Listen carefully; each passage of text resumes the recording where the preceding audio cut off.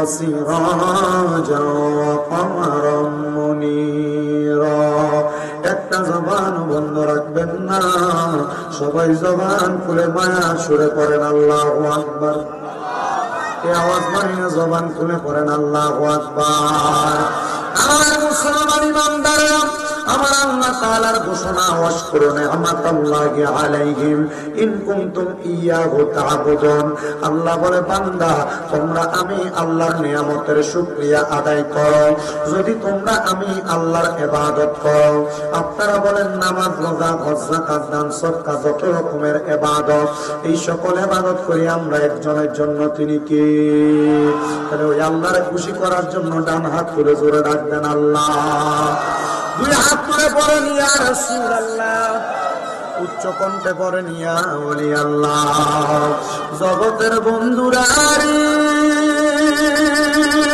ও জিনসান এলাকার বাবাজিরা বন্ধুরা জবানের মালিক যেহেতু আল্লাহ আল্লাহর দেওয়া জবান দিয়ে মুহাব্বতের আওয়াজে আমার আল্লাহ তাআলার একটু কালামে হাকিম কোরআন শরীফের তেলাওয়াত করি আর জোরে জোরে পড়ি আউযু বিল্লাহি মিনাশ শাইতানির রাজীম বিসমিল্লাহির الرحمن الرحيم لا يستوي أصحاب النار وأصحاب الجنة أصحاب الجنة هم الفائزون وقال تعالى في كلامه المجيد وفي فرقانه الحميد ومن الليل فتهجد به نافلة لك عسى أن يبعثك ربك مقاما محمودا وقال في شان حبيبه ومحبوبه ومعشوقه مخبرا وآمرا إن الله وملائكته يصلون على النبي يا أيها الذين آمنوا صلوا عليه وسلموا تسليما اللهم صل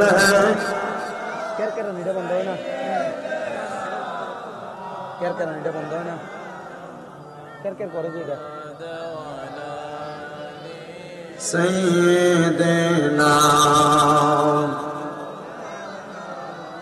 বেবে দেখো মনে মনে প্রেমনি করছ নবীর সনে বেবে দেখো মনে মনে প্রেমনি করছ নবীর সনে নইলে ঠেকবা রোজহার সরে মুহাম্মাদিয়া রাসূলুল্লাহ আল্লাহুম্মা সাল্লি বিসমি সাইদান দিয়ে সামনে রাখ মাওলানা মুহাম্মদ ওয়া আলা আলি সাইয়্যিদিনা মাওলানা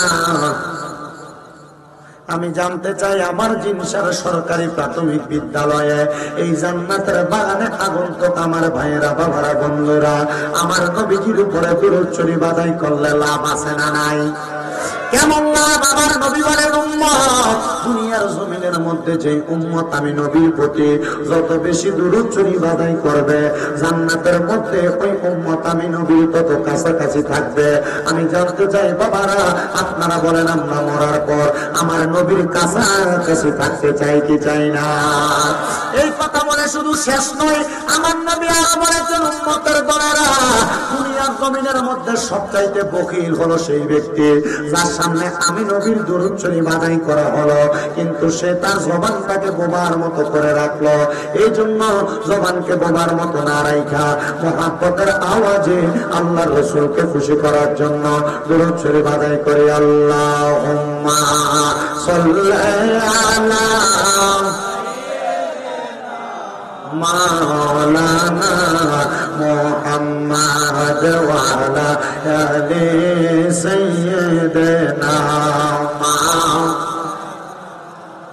শিখাইয়া প্রেম খেলা কইল কাইলা কামজিওয়ালা একবার দেখা দিয়া মিঠাও জানা মুহাম্মদ ইয়া রাসূলুল্লাহ আল্লাহুম্মা সাল্লি আলা সাইয়্যিদিনা মাওলানা মুহাম্মদ ওয়া আলা আলি সাইয়্যিদিনা মাওলানা লা ইলাহা ইল্লাল্লাহ ও লা ইলাহা ইল্লাল্লাহ লা ইলাহা লা ইলাহা ইল্লাল্লাহ লা ইলাহা আল্লাহ আদম হাওয়া বানাইলা তুমি বেহেশতের মাঝে রাখিলা আবার হিকমতে গম খাওয়াইয়া হিকমতে গম খাওয়াইয়া দুনিয়াতে পাঠাইলা লা ইলাহা ইল্লাল্লাহ লা ইলাহা আরে নামাজ রোজা চাইরো না কেহ মা বাবার খেদমত চাইরো না বলে নামাজ রোজা চাইরো না কেহ মা বাবার খেদমত চাইরো না আমার নবীর দরদ হইল না বলে নবীর দরদ আমার নবীও তোমায় বলবে না লা ইলাহা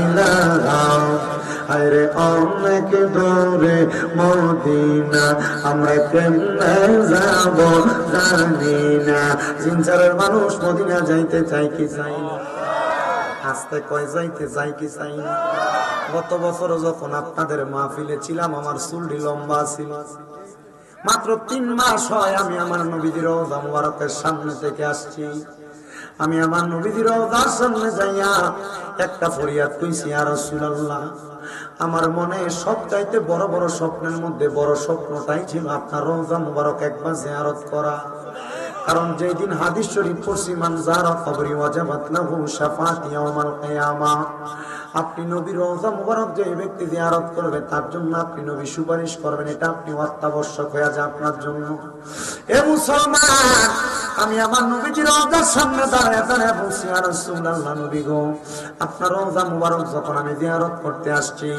আপনার রওজা মুবারক দেখে আমার মনের মধ্যে একটাই আশা এখন জাগছে গো আমি যেন মরণের আগে আপনি নবীর চেহারা মুবারক একবার আমি দেখতে পাই মায়ার নবী কত মানুষ আপনার রওজা মুবারকের সামনে দাঁড়ায় দাঁড়ায় কান্দে জানেন নি রে বড়ুরা জিনসারের বাবারা আমার নবী রওজা মুবারকের সামনে যখন বাবু সালাম দরজাটা দিয়া মানুষগুলা নামাজের শেষে প্রবেশ করে আমি তাকে দেখছি রে মানুষের চোখ দিয়া বায়া বায়া পানি পড়ে কিন্তু মানুষগুলা মুখে কথা বলে আমি আমার সাথে একজন ভাইজানকে প্রশ্ন করলাম কি আপনি মুখে কথা বলেন কিন্তু চোখ দিয়া দি পানি পড়তাছে আমারে কই হুজুর নবীর এমন কোন আশিক নাই যেই ব্যক্তি আমার রাসূল পাকের রওজা মুবারকের সামনে আসবে আর তার চোখগুলা দিয়া বায়া বায়া পানি পড়বে না আমি আমার নবীর রওজার সামনে দাঁড়ায় দাঁড়ায় বলছি ইয়া রাসূলুল্লাহ মার নবী গো আর কোন দিন আপনার রওজায় আসবো জানি না বাংলাদেশের ওয়াজ মাহফিলের মধ্যে যাইয়া আপনি নবীর কত প্রেমিকদেরকে নিয়া আপনি নবীর প্রতি সালাতু সালাম আদায় করি। নবী গো, এদেরকে মরণের আগে একবার হলো মক্কা মদিনায় নেন। এ জিনসারের বাবারা, পর্দার অন্তরালের মা বোনেরা, কেন মদিনায় যাইবা জাননি? জিনসারের মসজিদে এক ওয়াক্ত নামাজ পড়লে এক ওয়াক্তে সওয়াব পাইবা, কিন্তু মদিনার মসজিদে নববীর ভিতরে এক ওয়াক্ত নামাজ পড়লে 50,000 ওয়াক্তে সওয়াব পাইবা। জিনসারের মসজিদের ভিতরে এক ওয়াক্ত নামাজ পড়লে এক ওয়াক্তে সওয়াব পাইবা। আল্লাহ কাবা ঘরের সামনে যাই এক ওয়াক্ত নামাজ পড়লে 1 লক্ষ ওয়াক্তে সওয়াব পাইবা। মনটা কি চায় না কোন দিন তুমি তোমার জীবনে 1 লক্ষ ওয়াক্ত নামাজ পড়বা? নবীজির রওজা মুবারকের সামনে গেলে 1 লক্ষ ওয়াক্ত নবীজির রওজা মুবারকের সামনে যাইয়া আল্লাহর মুখটার সামনে গেলে 1 লক্ষ ওয়াক্ত নামাজের সওয়াব 1 ওয়াক্ত পড়লে পাওয়া যাইবা। এবার আপনারা বলেন, যেই মক্কা মদিনা এত বরকত, আমরা সবাই মক্কা মদিনা যাইতে চাই কি চাই না? আরে ভালোবাসার জায়গা মদিনা, ভালো লাগার জায়গা মদিনা, বলেন ভালোবাসার জায়গা মদিনা, ভালো লাগার জায়গা মদিনা, বলেন ভালোবাসার জায়গা মদিনা, ভালো লাগার জায়গা মদিনা। আইরে এত সুন্দর জায়গা কোথাও দেখি না, এত সুন্দর জায়গা কোথাও দেখি না, সাজিয়েছেন দয়াল রাব্বানা, ভালোবাসার জায়গা মদিনা, বলেন ভালোবাসার জায়গা মদিনা, ভালো লাগার জায়গা মদিনা। মদিনা শরীফে নূরের খাজিনা, মদিনা শরীফে নূরের খাজিনা, আশিক ছাড়া অন্য বোঝে না, ভালোবাসার জায়গা মদিনা, বলেন ভালোবাসার জায়গা মদিনা, ভালো লাগার জায়গা মদিনা। আমার মনেতে অনেক বেশি গুনাহ, আমার জীবনে অনেক বেশি গুনাহ, মাফ করিবেন দয়াল রাব্বানা, বলেন মাফ করিবে দয়াল রাব্বানা, ভালোবাসার জায়গা মদিনা, বলেন ভালোবাসার জায়গা মদিনা, ভালো লাগার জায়গা মদিনা। এবার আপনারা বলেন, ওই মদিনা যাইতে চাই কি চাই না? আমরা মানুষটা 1 লাখ 2 লাখ টাকা হইলে ক্ষেতের মধ্যে একটু জায়গা কিনা রাখে সন্তানের ভবিষ্যতের কথা চিন্তা কইরা, কিন্তু দাদা বুঝে না এই টাকাটা খরচ করে যদি মক্কা মদিনা যাইয়া মক্কার দরজার মধ্যে বেরা দোয়া কইরা আসে, আল্লাহ তাআলা এর চাইতে বেশি সম্পদ তার সন্তানকে দান করবে। এ আমার বুঝিরা রে, 1 লাখ টাকা হইলে ব্যাংকে নিয়ে জমা দাও, তোমার ব্যাংকের অ্যামাউন্টটা বাইরে যাবে। একটা কথা মনে রাখবা, আমি দেখি বিয়ারে যদি খুশি করতে পারো, দুনিয়ার সম্পদের তোমার অভাব হবে না। আমি আমার জিনসার এলাকার পর্দার অন্তরালের মা বোনদের কাছে বলবো, আমার আম্মুজিরা, দুনিয়ার টাকা, দুনিয়ার পয়সা, দুনিয়ার সম্পদের তোমার অভাব নাই। তোমার স্বামী প্রবাস থেকে তোমার স্বর্ণ গয়না বানায়া বানায়া দেয়, তুমি মারা যাওয়ার পরে তোমার স্বর্ণ গয়না গুলা ভাগাভাগি করে তারা নিয়ে যাবে। আমি বলবো আমার আম্মুজিরা, আপনারা স্বর্ণ গয়না গুলা জমে জমে না রাইখা যদি মনটা টান দেয় মক্কা মদিনা যাওয়ার জন্য, বর্তমান স্বর্ণের বাজার বড় চওড়া, একটা বড়ি স্বর্ণ বিক্রি করলে মিনিমাম উমরা খরচটা কোন রকম করা যাবে। একটা বার মক্কা মদিনা যাওয়ার চেষ্টা করেন, ওই মক্কা মদিনা যাইতে পারলে আপনার আর বাংলাদেশের কথা মনে থাকবে না। বলে হুজুর কেন? আর এত শান্তির জায়গা, মজার জায়গা, আরামের জায়গা। এবার আপনারা বলেন, ওই মদিনা যাইতে হইলে অন্তরের নিয়তটা কি ভালো করা লাগবে না খারাপ? লোকা দূরে কয় না ভালো না খারাপ। তাহলে যারা মক্কা মদিনা যাইতে চায় মুহাব্বতে জোরে সোরে পড়ে, আরে দয়া আল্লাহ, দয়া কর, দয়া নসিব কর মদিনা, লা ইলাহা ইল্লাল্লাহ, লা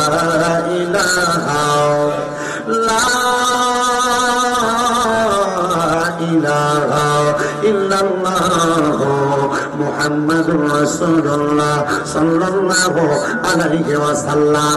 আমার ভাইরা বাবারা বন্ধুরা, যাদের জবান আছে তাদের কাছে আমার দাবি আছে, যাদের জবান নাই তাদের কাছে আমার কোনো দাবি নাই। আপনারা জবানটা ছেড়ে দিয়ে বলেন, আমাদের সবার জীবনে গুনাহ আছে না নাই? আরে আমি শামীম দাদার জীবনে এত গুনাহ, আমি শামীম দাদার গুনাহ যদি এই বড় দিন সারের মানুষ দেখতো গো, এলাকার মধ্যে তারা আমার দাওয়াত করে আনতো না। ও আল্লাহ, তুমি আমার গুনাহগুলো গোপন করে রাখছো গো আল্লাহ। এমন কত গুনাহগাররা এখানে বসছে।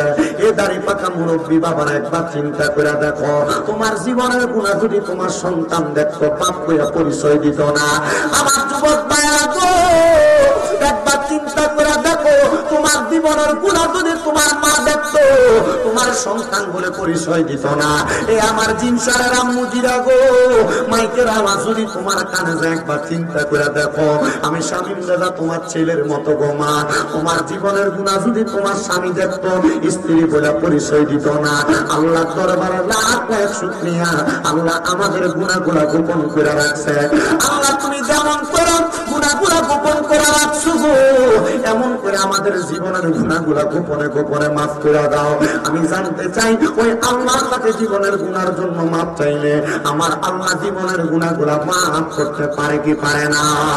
আসেন বাবারা, জীবনের গুনাহগুলো মাফ করানোর জন্য চোখটা বন্ধ করে দিয়া কলবের দিকে খেয়াল কইরা মুহাব্বতের আওয়াজে উচ্চ কণ্ঠে একটু আল্লাহ তাআলার ইসমে জাতের জিকির করি। আল্লাহ আল্লাহ আল্লাহ আল্লাহ আল্লাহ আল্লাহ। আমার পুরা মনের ব্যথা কার কাছে কই কইলাম বাবা। আল্লাহ আল্লাহ। আমার পুরা মনের ব্যথা কার কাছে কই কইলাম বাবা। আল্লাহ আল্লাহ। আমার লতিফি বিনে প্রেমের তারা কলবে মহলিয়া, আমার মুর্শিদ বিনে প্রেমের তারা কলবে মহলিয়া। রওশন মোহাম্মদ ফই কাছে গো প্রেমের বাগানিয়া। রওশন মোহাম্মদ ফই কাছে গো ওই পালার বাগানিয়া। মামা আল্লাহ আল্লাহ। সেই বাগানের কোমর গঙ্গা সদাই তারা দেয় পালা। সেই দরবারের পীর মাশায়েখ সদাই তারা দেয় পালা। আল্লাহ আল্লাহ জিকিরেতে থাকে যে মশগুল। রওশন মোহাম্মদ ফই কাছে গো লতিফের বাগানিয়া। রওশন মোহাম্মদ ফই কাছে গো লতিফের বাগানিয়া। মাওলা আল্লাহ আল্লাহ। প্রেম বাগানে ফুটলো আজব ফুল, সেই ফুল আমরার প্রাণের মুর্শিদ যার যার মাওলা আল্লাহ আল্লাহ। প্রেম বাগানে ফুটলো আজব ফুল, সেই ফুল মুর্শিদ মহিউদ্দিন লতিফি সদাই প্রেম বাগানে তারা থাকে যে মশগুল। সেই ফুল আল্লাহ তাআলার মুর্শিদ আশিকেরা সুবহানাল্লাহ। আল্লাহ আল্লাহ আল্লাহ আল্লাহ আল্লাহ। তোমায় ডাক দিলে আশিকের প্রাণে চাইও গো মুর্শিদ। ডাক দিলে বলার প্রাণে চাইও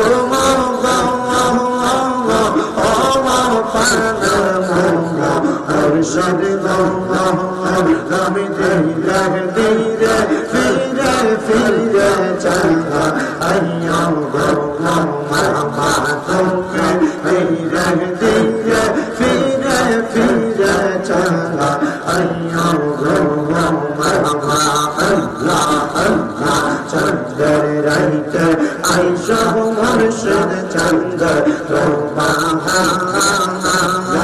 তোমার গলায় দেব আমরা প্রেমের কাহার মারহাবা আল্লাহ আল্লাহ তোমার আত্মাকে সামনে সাইয়া রানাই গো মুর্শিদ আত্মাকে সামনে সাইয়া রানাই গো পানের ঘুমা মুর্শিদ ঘুমা তুমি ধীরে ধীরে ফিরে ফিরে চাঁদা আইয়া ঘুমা মারহাবা আল্লাহ আল্লাহ জবানটা খুলে আল্লাহকে সময় আল্লাহ আল্লাহ আল্লাহ আল্লাহ আল্লাহ পাতায় সানাম পাতায় কত পানে দোরে শরীফি দায়ে গোসল দিব বড়াই বান্দার দোলে মারহাবা আল্লাহ আল্লাহ আতর গোলা সুরমা চন্দন সেটাই দিব গো মোহাম্মদ আতর গোলা সুরমা চন্দন সেটাই দিব গো মোহাম্মদ আমার পান্দার মোহনা মুর্শিদ মোহাম্মদ আমি ধীরে ধীরে ফিরে ফিরে চাঁদা আইয়া গো মারহাবা আল্লাহ জবানটা খুলে আল্লাহ আল্লাহ আল্লাহ আল্লাহ তুমি ধীরে ধীরে ফিরে ফিরে চাঁদা আইয়া গো মারহাবা আল্লাহ আল্লাহ আমার দুনিয়ার সবজিনা সারি জানাজ দেখি গিয়া আন্তার গরে নাম দিয়া দেব ভাই ফারকে মারহাবা আল্লাহ আল্লাহ সেই কমল নূরের নবী আইব সেই কমল নূরের নবী আইব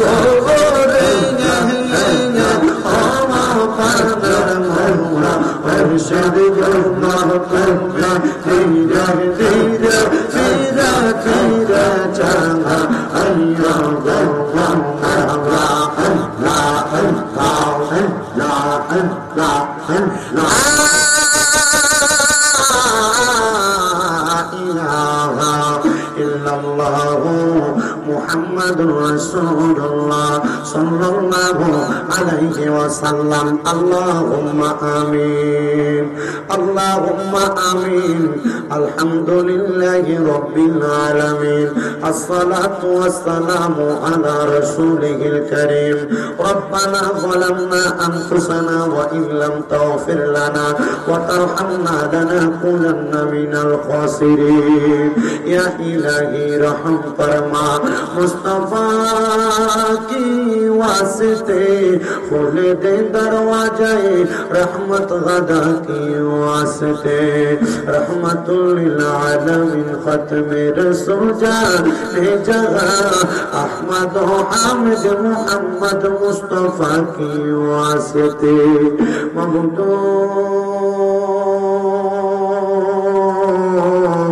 ও দয়াল আল্লাহ একটু রহমতের নজর করে তাকিয়ে দেখেন আল্লাহ এই কুমিল্লা জেলার অন্তর্গত বরুড়া থানাধীন জিনসার সরকারি প্রাথমিক বিদ্যালয় ময়দানে এলাকার পরলোক গমনকৃত সকল ইমানদার কবরবাসীদের রূহের মাগফিরাত কামনায় এই এলাকায় মহা পবিত্র ঈদে মিলাদুন নবী সাল্লাল্লাহু আলাইহি ওয়াসাল্লাম উদযাপন উপলক্ষে 16তম আজিমুসান ওয়াজুদার মাহফিলের ইন্তজাম কইরা আমার ডাইনে বামে সামনে পেছনে উলামায়ে কেরাম তালিবুল ইলমরা বিশেষ করে আমার দাড়ি পাকা মুরব্বি বাবারা যুবক নওজোয়ান ভাইয়েরা ছোট্ট ছোট্ট মাসুম বাচ্চারা পর্দার অন্তরালের আমার মা বোনেরা আজকে মুনাজাতের মধ্যে দুইটা হাত বাড়াইয়া দিছে গো আল্লাহ এই মুনাজাতের মধ্যে যারা যারা হাত বাড়াইছে তাদের প্রত্যেকের চাইতে আমি গুনাহগার স্বামী রেজার গুনাহ বেশি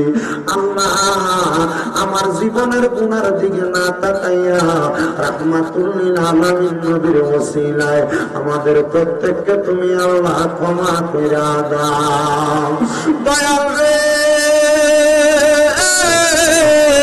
আল্লাহ করিয়া তোমার দরবারে আমরা গুনাহগাররা তোমার দরবারে হাত বাড়াইছি, আমাদের জীবনের গুনাহ এত নিকৃষ্ট পর্যায়ে আল্লাহ তুমি আমাদেরকে জীবনের গুনার কারণে এখনো রিজিক বন্ধ করো নাই, খাবার বন্ধ করো নাই, চলার জন্য পাগুলা বন্ধ করো নাই, মুখ বোবা বানাও নাই, চোখ কানা বানাও নাই। আল্লাহ তুমি রহমান, তুমি রাহিম, এই নামগুলার উসিলায় আমাদের জীবনের সকল গুনাহগুলো মাফ করে দাও। এরে আমার জিনসার এবং আশেপাশে এলাকার ভাই বাবারা কিরে ভাই মাইকের আওয়াজ তোমাদের কানে যায়নি, মুনাজাত হইতেছে রে ভাই আমার আল্লাহর দরবারে আমিন আমিন কইরা দুইটা হাত বাড়াইয়া দাও রে ভাই। আমাদের বিশ্বাস আছে আমার আল্লাহ একটা হাত খালি ফিরিয়া দিবে না। এরে আমার জিনসার এবং আশেপাশে এলাকার মা বোনেরা গো কি গো মা মাইকের আওয়াজ তোমাদের কানে যায়নি গো মা, আওয়াজটা যদি কানে যায় মুনাজাত হইতেছে তোমার ঘরের যে কোনো একটা কন্যারে নামাজের মুসল্লারা বিষয়া দেও না আমার আল্লাহর দরবারে দুইটা হাত বাড়াইয়া গো মা। আমার বিশ্বাস আছে গো মা আমার আল্লাহ একটা হাত খালি ফিরাইয়া দিবে না। মারা গো তোমরা তো এই এলাকার নাই না গো মা, একদিন আসিনা লাল রঙের বেনারসি শাড়ি পরিয়া, আরেকদিন চলে যাইবা সাদা মার্কিন কাপড় পরিয়া গো মা। তোমরার মতো কত মা বোনেরা জানি অন্ধকার পয়বরে মোটা না শুয়া শুয়া হয়েছে, আজকের মুনাজাত তার নসিব হইছে না। আল্লাহ আমার কত ভাই বাবারা মুনাজাতে হাত বাড়াইছে, জানি না রে আল্লাহ কার জন্য জানি আজকের মুনাজাতটা জীবনের শেষ মুনাজাত করে হাত বাড়াইছে। আফ্রিকা কপালে লাগার আগে আগে আমার জীবনের গুনাহ মাফ কইরা বেগুনা মাসুম বান্দা বানায়া দাও। তুমি তো অন্তর জামি রে আল্লাহ, ওই আমরা হইলাম পানা, আমরা সুখে কিনা দুঃখে ডাকি গো ও আল্লাহ, যাই না কি জানো না রে আল্লাহ, করো আল্লাহ জাগালয় তোমার মনে। দয়াল রে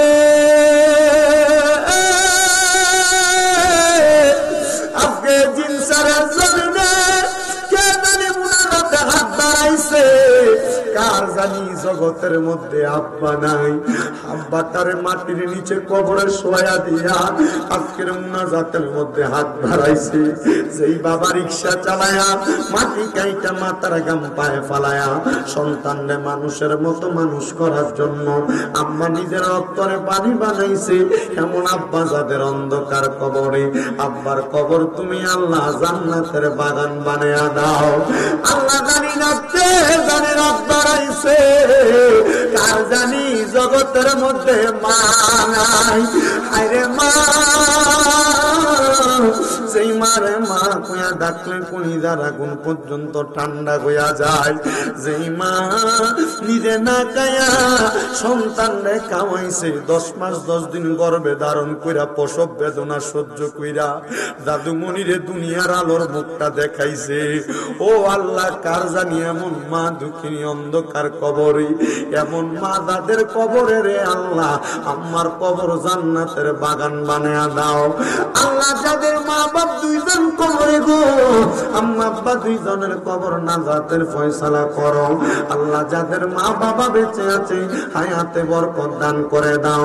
অনেকের আম্মা আব্বা অসুস্থ, পরিপূর্ণ সুস্থতা নসিব করে দাও। আল্লাহ আজকে এই জিনসারের 16তম মাহফিলের মধ্যে যারা টাকা দিয়া, পয়সা দিয়া, শ্রম দিয়া, বুদ্ধি দিয়া, পরামর্শ দিয়া, মাইক দিয়া, লাইট দিয়া, প্যান্ডেল দিয়া, মিডিয়ার মায়েরা সহ সম্মানিত শ্রোতা মণ্ডলী পুরুষেরা, সম্মানিত শ্রোতা মণ্ডলী পর্দার অন্তরালের মা বোনেরা সহ আল্লাহ বিশেষ করে তাবারুকের জন্য অনেকে দান করে নিয়ত করেছে, আল্লাহ তাদের প্রত্যেকের দান তুমি কবুল ও মঞ্জুর করে নাও। আল্লাহ ফরিয়াদ তোমার দরবারে। অনেক প্রবাসী ভাইয়েরা বিদেশ থেকে দোয়া চায়, আল্লাহ আমার প্রত্যেক প্রবাসী রেমিটেন্স যোদ্ধাদের কামাই রুজিতে বরকত দাও, প্রবাসীদের হায়াতে বরকত দাও, প্রবাসীদের মনের নেক নেক আশাগুলো পূরণ করো। আল্লাহ এলাকার মসজিদটার জন্য, এলাকার মুক্তবটার জন্য কত রেখেছে, তাদের প্রত্যেকের দানগুলা তুমি কবুল আর মঞ্জুর করে নাও রব্বুল আলামিন। আল্লাহ পর্দার অন্তরালের কত মা বোনেরা দোয়ার জন্য খবর পাঠাইছিল, আল্লাহ আমার মা বোনদেরকেও কবুল মঞ্জুর করে, প্রত্যেকের ব্যবসা বাণিজ্য কাজে কর্মে চাকরিতে বরকত দিয়া, যারা পড়ালেখা করে বিদ্যা বুদ্ধি বাড়ায়া, যারা তরিকতের খেদমত করে খেদমতের মধ্যে বরকত দিয়া, আমাদের প্রত্যেকের মরণের আগে বারবার তাওয়াফে বাইতুল্লাহ জিয়ারতে রওজা রাসূলুল্লাহ নসিব করায়া আখিরি জবানে মধুর কালেমা পড়ায়া দিয়েন লা ইলাহা ইল্লাল্লাহু মুহাম্মাদুর রাসূলুল্লাহ সাল্লাল্লাহু আলাইহি ওয়াসাল্লাম। একটা জবানকে বন্ধ রাখবেন না, জবানটা ছেড়ে দিয়ে বলেন, মুনাজাত করে দোয়া চাইলাম একজনের কাছে, তিনি কে? ডান হাত তুলে বলেন, ওই আল্লাহর মাফ করার ক্ষমতা আছে না নাই? তাহলে একটা বার ডান হাত তুলে জুড়ে বলেন আল্লাহু আকবার। ও বন্ধু, ও নবীর উম্মতের দল, আমি আপনাদের কাছে দুইটা আয়াতে কারিমা তেলাওয়াত করেছি। আমি চেষ্টা করব দুই আয়াতের উপর আপনাদের কাছে বয়ানটা শ্রবণ করানোর জন্য। একটু ধৈর্য নিয়ে, একটু মনোযোগ নিয়ে বয়ানটা শ্রবণ করবে। আমি আয়াত তেলাওয়াত করেছি, আল্লাহ তাআলা কোরআনুল কারীমের মধ্যে বলেছেন, বিসমিল্লাহির রহমানির রহিম, ওয়া মিনাল লাইলি ফাতাহাজ্জাত বিহি নাফিলাতান লাকা আসা আইয়াবাসাকা রাব্বুকা মাকামান মাহমুদা। আমার আল্লাহ তাআলা জানেন জগতের বান্দা আমি আমার হাবিবকে বলেছি, আপনি রাতের কিছু অংশে তাহাজ্জুদের নামাজ আদায় করেন। যদি তাহাজ্জুদের নামাজ আদায় করেন, অতি সত্বর আপনাকে মাকামে মাহমুদ প্রশংসার জায়গা দান করা হবে। এ মুসলমানেরা, এ বড়জিন সারা যুবকের উপর আপনারা চিন্তা করে দেখেন, ফজর, জোহর, আসর, মাগরিব, এশারের নামাজ, 5 ওয়াক্ত নামাজের বাহিরে ওই নামাজটা, ওই নামাজ আমার আল্লাহ তাআলা আমার নবীকে পড়ার জন্য বলেছে। এখনো পর্যন্ত মক্কা এবং মদিনা শরীফের ভিতরে 5 ওয়াক্তর জায়গায় 6 ওয়াক্ত নামাজের আযান হয়। একটা ওয়াক্তের আযান হইল তাহাজ্জুদের নামাজের আযান। ওই আযানটা দিয়া মক্কা মদিনার মানুষেরা মক্কা মদিনাতে তাহাজ্জুদের সালাত আদায় করে। এটার কারণ কি জানো? মক্কা মদিনাতে স্বর্ণ গয়না কোটি টাকার অভাব নাই। এটার কারণ একটাই, তারা এখনো আল্লাহর হাবিবের কথা মোতাবেক এরা তাহাজ্জুদের নামাজ আদায় করেছে। আমি তিরমিজি শরীফের একটা হাদিসে মুবারাকা পড়া দেখছি, আমার নবী কোন উম্মত, আমার উম্মতের যদি কষ্ট না হইতো, আমি আমার উম্মতের জন্য তাহাজ্জুদ নামাজটা ফরজ করে দিতাম। এ মুসলমান, এই নবীর উম্মতের দলেরা, একবার চিন্তা করে দেখছনি আমার নবী তাহাজ্জুদ নামাজের কত গুরুত্ব বোঝাইছে। বড় হুজুর কেমন গুরুত্ব আমরা একটু জানতাম। মনে চায় যেই দিন তাহাজ্জুদ নামাজের আয়াতটা নাযিল হয়, আমার নবী ছিলেন আম্মা জান আয়েশা সিদ্দিকা রাদিয়াল্লাহু তাআলা আনহার হুজরা মুবারকের মধ্যে। রহমতের নবীজি ওই আয়াতে কারিমা নাযিল হওয়ার পরে আম্মা জান আয়েশা সিদ্দিকা রাদিয়াল্লাহু তাআলা আনহার ঘরের মধ্যে যাইয়া এশারের নামাজের পর থেকে পুরা রাত পর্যন্ত আমার নবী দাঁড়ায়া দাঁড়ায়া 2 রাকাত নামাজ আদায় করছে। চিন্তা করছেন নি আমরা নামাজ পড়ি মুরগা জান্নে আদার খাই কোন রকম ঠোকর দিয়া দিয়া, আর আল্লাহর নবীজি 2 রাকাত নামাজ পড়ছে, সারা রাত বিলীন করে দিছে। আম্মা জান আয়েশা সিদ্দিকা কয়, আমি এত লম্বা রুকু, এত লম্বা সিজদা আমার নবীকে আর কোনোদিন করতে দেখি নাই। আমার নবী লম্বা লম্বা রুকু সিজদা আদায় করেছে। আমার নবী যখন নামাজ শেষ করে আমি আয়েশার দিকে সালামটা ফিরে নামাজটা শেষ করছি, আমি তাকায়া দেখলাম আমার নবীজির চোখ মুবারক গুলা দিয়া বায়া বায়া পানি পড়তাছে। আমার নবীজির চোখ মুবারক গুলা লাল হয়ে গেছে। আমি আমার নবীকে প্রশ্ন করলাম, ইয়া রাসূলুল্লাহ, আপনাকে তো কোনোদিন এত লম্বা রুকু সিজদা করতে দেখি নাই। আমার নবী ডাক দিয়া কয়, আয়েশা,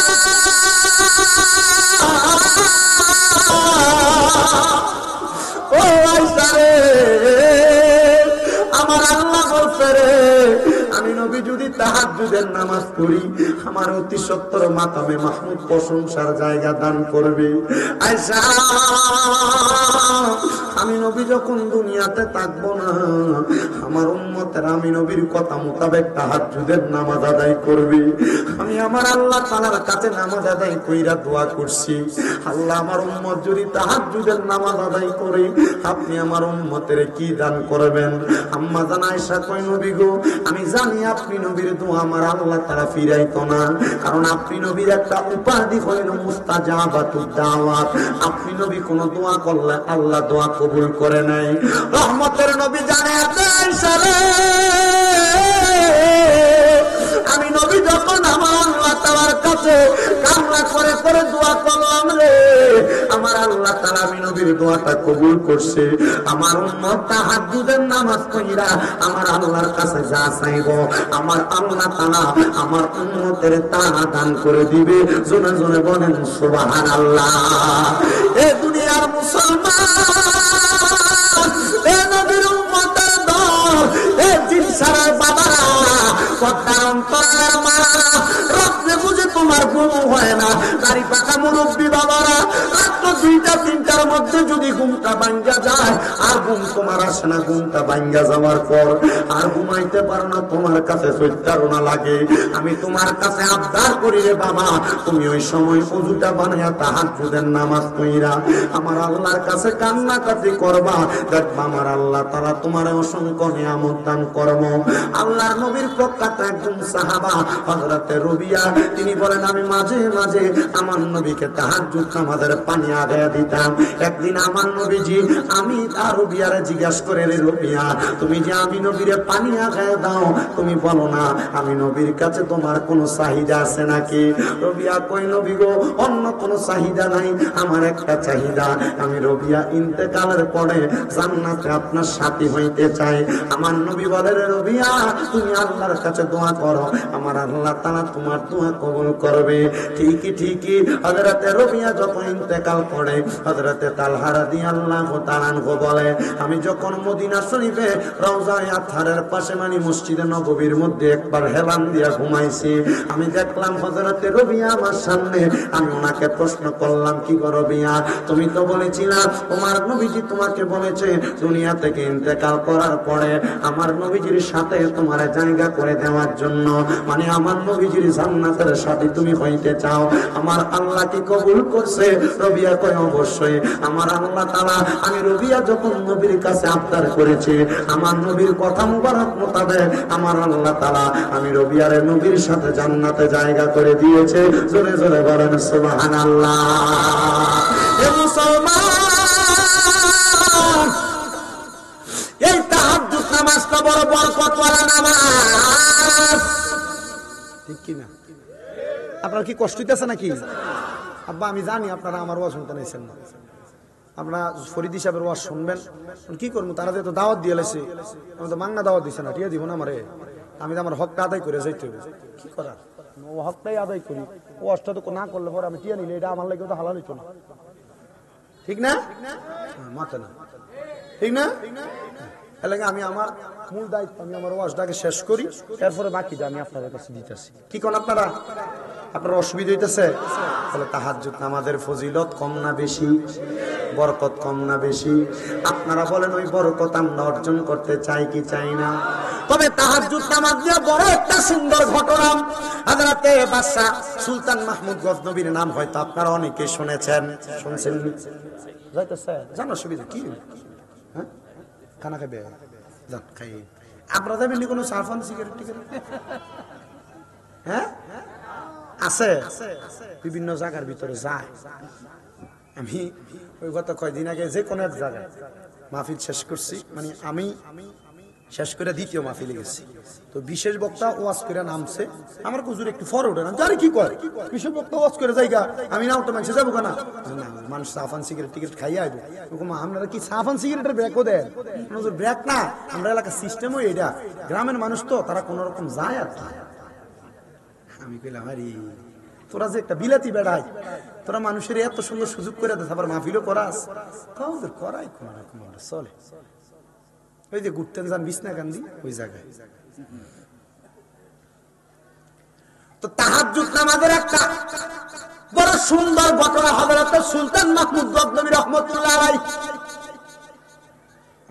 শুনবেন নি ওয়াজ একটু ওই আজ স্টেজটা একটু বেশি উঁচু হয়ে গেছে আপনার লোক আমার ডিস্টেন্সটা একটু বেশি মোটামুটি কাছাকাছি থাকলে দেখে দেখে ইশারা ইঙ্গিতে মোটামুটি কথা কওয়া যেত আর আমি কিন্তু চেহারা শুরু সবারই মোটামুটি চিনি যে নাম জানি না আর কি কারণ আমি যে পরিমাণ মাহফিল বরুরা করছি এই বছর শুধু কম দিতাম পারছি কারণ আগে আগে শেষ হয়ে গেছে কিতা কইবা আল্লাহ কবুল করো আমিন কর তো যেই কথাটা বলতেছিলাম হযরত সুলতান মাহমুদ গজনবী বড় মুসলিহ মানুষ ছিলেন সালেহ মানুষ ছিলেন আল্লাহ তাআলার ইবাদতে মশগুল থাকতেন সুলতান মাহমুদ গজনবী রাহমাতুল্লাহ আলাইহি বলে আমি একদিন তাহাজ্জুদ নামাজ পড়ার জন্য আমার ঘর থেকে বের হইছি তাহাজ্জুদের নামাজটা যখন পড়ে ওযুটা করতে করতে যে সময় বের হয় উনি বলেন রাত বড় গভীর তখন রাস্তাঘাটে কোনো মানুষ নাই আমি নদীর কিনারার মধ্যে যাইয়া যখন ওযু করব এমন টাইমে নদীর একটা পাশে দেখলাম 4 জন মানুষ আমি চিন্তা করলাম আমি এতদিন মনে করছি আমি সুলতান মাহমুদ একা একা তাহাজ্জুদ করি এখন দেখি আমার মতো তাহাজ্জুদ করা লোকের অভাব নাই আরো 4 জন মানুষ তারাও তাহাজ্জুদ নামাজ পড়ে আর ওই 4 জন ওই জায়গাতে আসতে চুরি করবার লাগে ওরা চিন্তা করে আসছে এই গজনবী এলাকার মধ্যে সবচাইতে ভালো আলেম এবং বাদশা সুলতান মাহমুদ গজনবীর বাড়িতে চুরি করব কিন্তু এরা কোনোদিন সুলতান মাহমুদ গজনবীরে দেখে নাই ওই 4 জন এই চিন্তা কইরা সুলতান মাহমুদ গজনবীর বাড়ির দিকে যায় হঠাৎ করে সামনে সুলতান মাহমুদ গজনবীর সাথে দেখা সুলতান মাহমুদ গজনবী ভালো মানুষ মানুষটারে দেখে চিন্তা করছে তাও আমার মতো তাহাজ্জুদ গুজারি তাহলে বোঝা যায় যে মানুষ ভালো তার সম্পর্কে মন্তব্য করতে মন্তব্যটাও করে ভালো আর যেটা ফুন্ডা সেঙ্গা দুষ্ট টাইপের এটা মানুষের সম্পর্কে মন্তব্য করতে খুব বাঁকা মন্তব্যই করে কথা কন আছে না নাই আছে না নাই হযরত সুলতান মাহমুদ গজনবী রাহমাতুল্লাহ আলাইহি তিনি বলেন এই জগতের মানুষ তারা আমার সামনে আসার পর আমি তারা জিজ্ঞাসা করলাম এরে বাবারা তোমরা এই জায়গায় কোন কাজে কয় আপনি যেই কাজে আমরা সেই কাজে ঠিক আছে আপনি যেই কাজে আমরা সেই কাজে উনি খুশি হইলেন উনি মনে করলেন আমি যাচ্ছি তাহাজ্জুদের ওযু করবার লাগে তারাও মনে হয় সেই কাজে হয়তো তোমরা এখানে আমি যেই কাজে সেই কাজে আসলা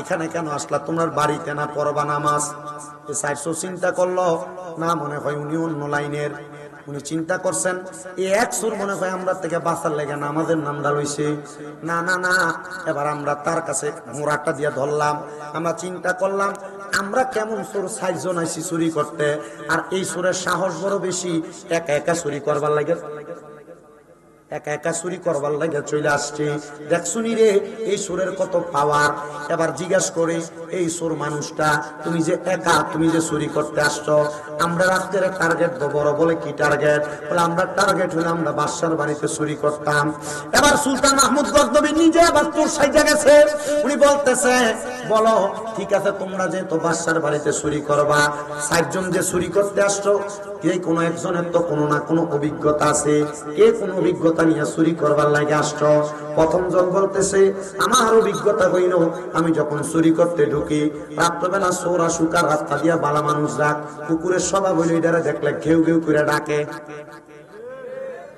আমার নিজের বাড়ির সামনে নিজের ঘরের সামনে একটা কুকুর থাকে এটা আজকেও দুপুরবেলা আমি জুমা পরে আইছি আমার আম্মা আমাদের পুরান বাড়িতে গেছে দাওয়াত খাইতে আয়া দেই আমার আম্মা বসে রয়েছে এটা বাইরে আমি কইলাম কি থাকো তোমরা তো দাওয়াতে গেলে এটারে বাদ দিব কেডা তোমরা তো জানো এটা এনে খায় এটা সবসময় খা আমি কই না এটা যদি সবসময় খাইতো তাহলে এটা এই দুপুরের টাইমে আমার ঘরের দুয়ারে থাকতো না এটা এনে খানা ফাই বিটা এটা এনে আপনি কথা বুঝছেন নি পরে এটার খানা দিছে পোলাও আমার আবার এমনি না পোলাও দিছে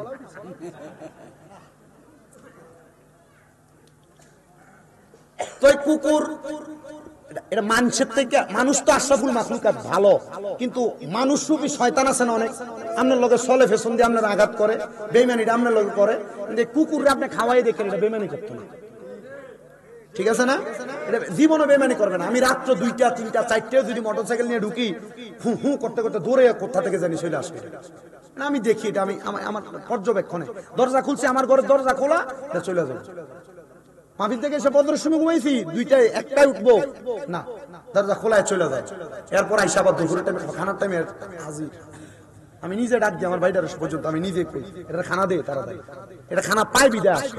তো কুকুর যখন আপনি লালন পালন করবেন, এটা দেখবেন আপনার নিজের কাছে সহযোগিতা করবে। তো এটা কি, এটা আজকেও দুপুরবেলা আমি যখন ঘুমাইছি শুইছি একটু, এটা যে ঘেউ ঘেউ করে, আমি আমার মারে কইলাম এটা দৌড়াও না বেটি তাড়াতাড়ি, আরে ওই ফুলের হেফার থেকে কুত্তে একটা এদিকে দৌড় মারে, মারলে এটা ঘেউ ঘেউ করে এটা দৌড়ানি মারে। তো যেই কথাটা বলতেছিলাম, ওই 4 সূরার স্বভাব সুলতান মাহমুদ গজনবী গায়, তুমি যে চুরি করতে আসছো, তোমার কোন অভিজ্ঞতা নিয়ে চুরি করতে আসছো? এ ডাক দিয়ে বলতেছে, আমার অভিজ্ঞতা হইল আমি যখন চুরি করতে যাই, কুকুর যখন ঘেউ ঘেউ করে, আমি কুকুরের ভাষা বুঝতে পারি। এবার সুলতান মাহমুদ গজনবী কয়, ঠিক আছে, 2 নাম্বার ব্যক্তি, তুমি বলো তোমার কি গুণ আছে? ডাক দিয়ে কয়, আমার গুণ হইল যে কোনো ঘরের সামনে গেলে যদি যত বড় যত কঠিন তালা হোক না কেন, আমি একটা ইশারার মাধ্যমে তালাটা খুলতে পারি, এটা আমার ক্ষমতা। 3 নাম্বার সূরা জিগায়, তোর ক্ষমতা কি? বলে, আমার ক্ষমতা হইল আমি ঘরে প্রবেশ করার সাথে সাথে নাকের ঘ্রাণ টান দিলে ঘরের কোন জায়গার মধ্যে কি আছে আমি এটা বলতে পারি। 4 নাম্বার সূরা জিগায়, তোর ক্ষমতা কি রে? ডাক দিয়া কয়, আমার ক্ষমতা আমি রাত্রে যারে দেখি দিনে তারে চিনি, দিনে যারে দেখি রাত্রে তারে চিনি।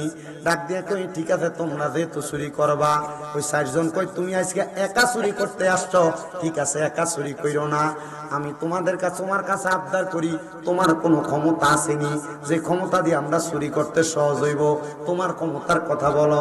সুলতান মাহমুদ গজনবী কয়, আমার ক্ষমতা হইল আমি ডাইন দিকে যদি মাথা ফিরে চাই তাইলে একজন মানুষের জেল মাফ, বাম দিকে মাথা ফিরিয়া চাইলে একজন মানুষের ফাঁসি মাফ।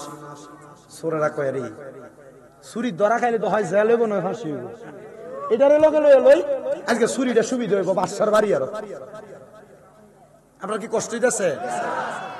সুলতান মাহমুদ গজনবী উঠছিল কি নামাজ পড়বার লাগিয়া, সাক্ষাৎ দিছে কার লগে? সুরের লগে।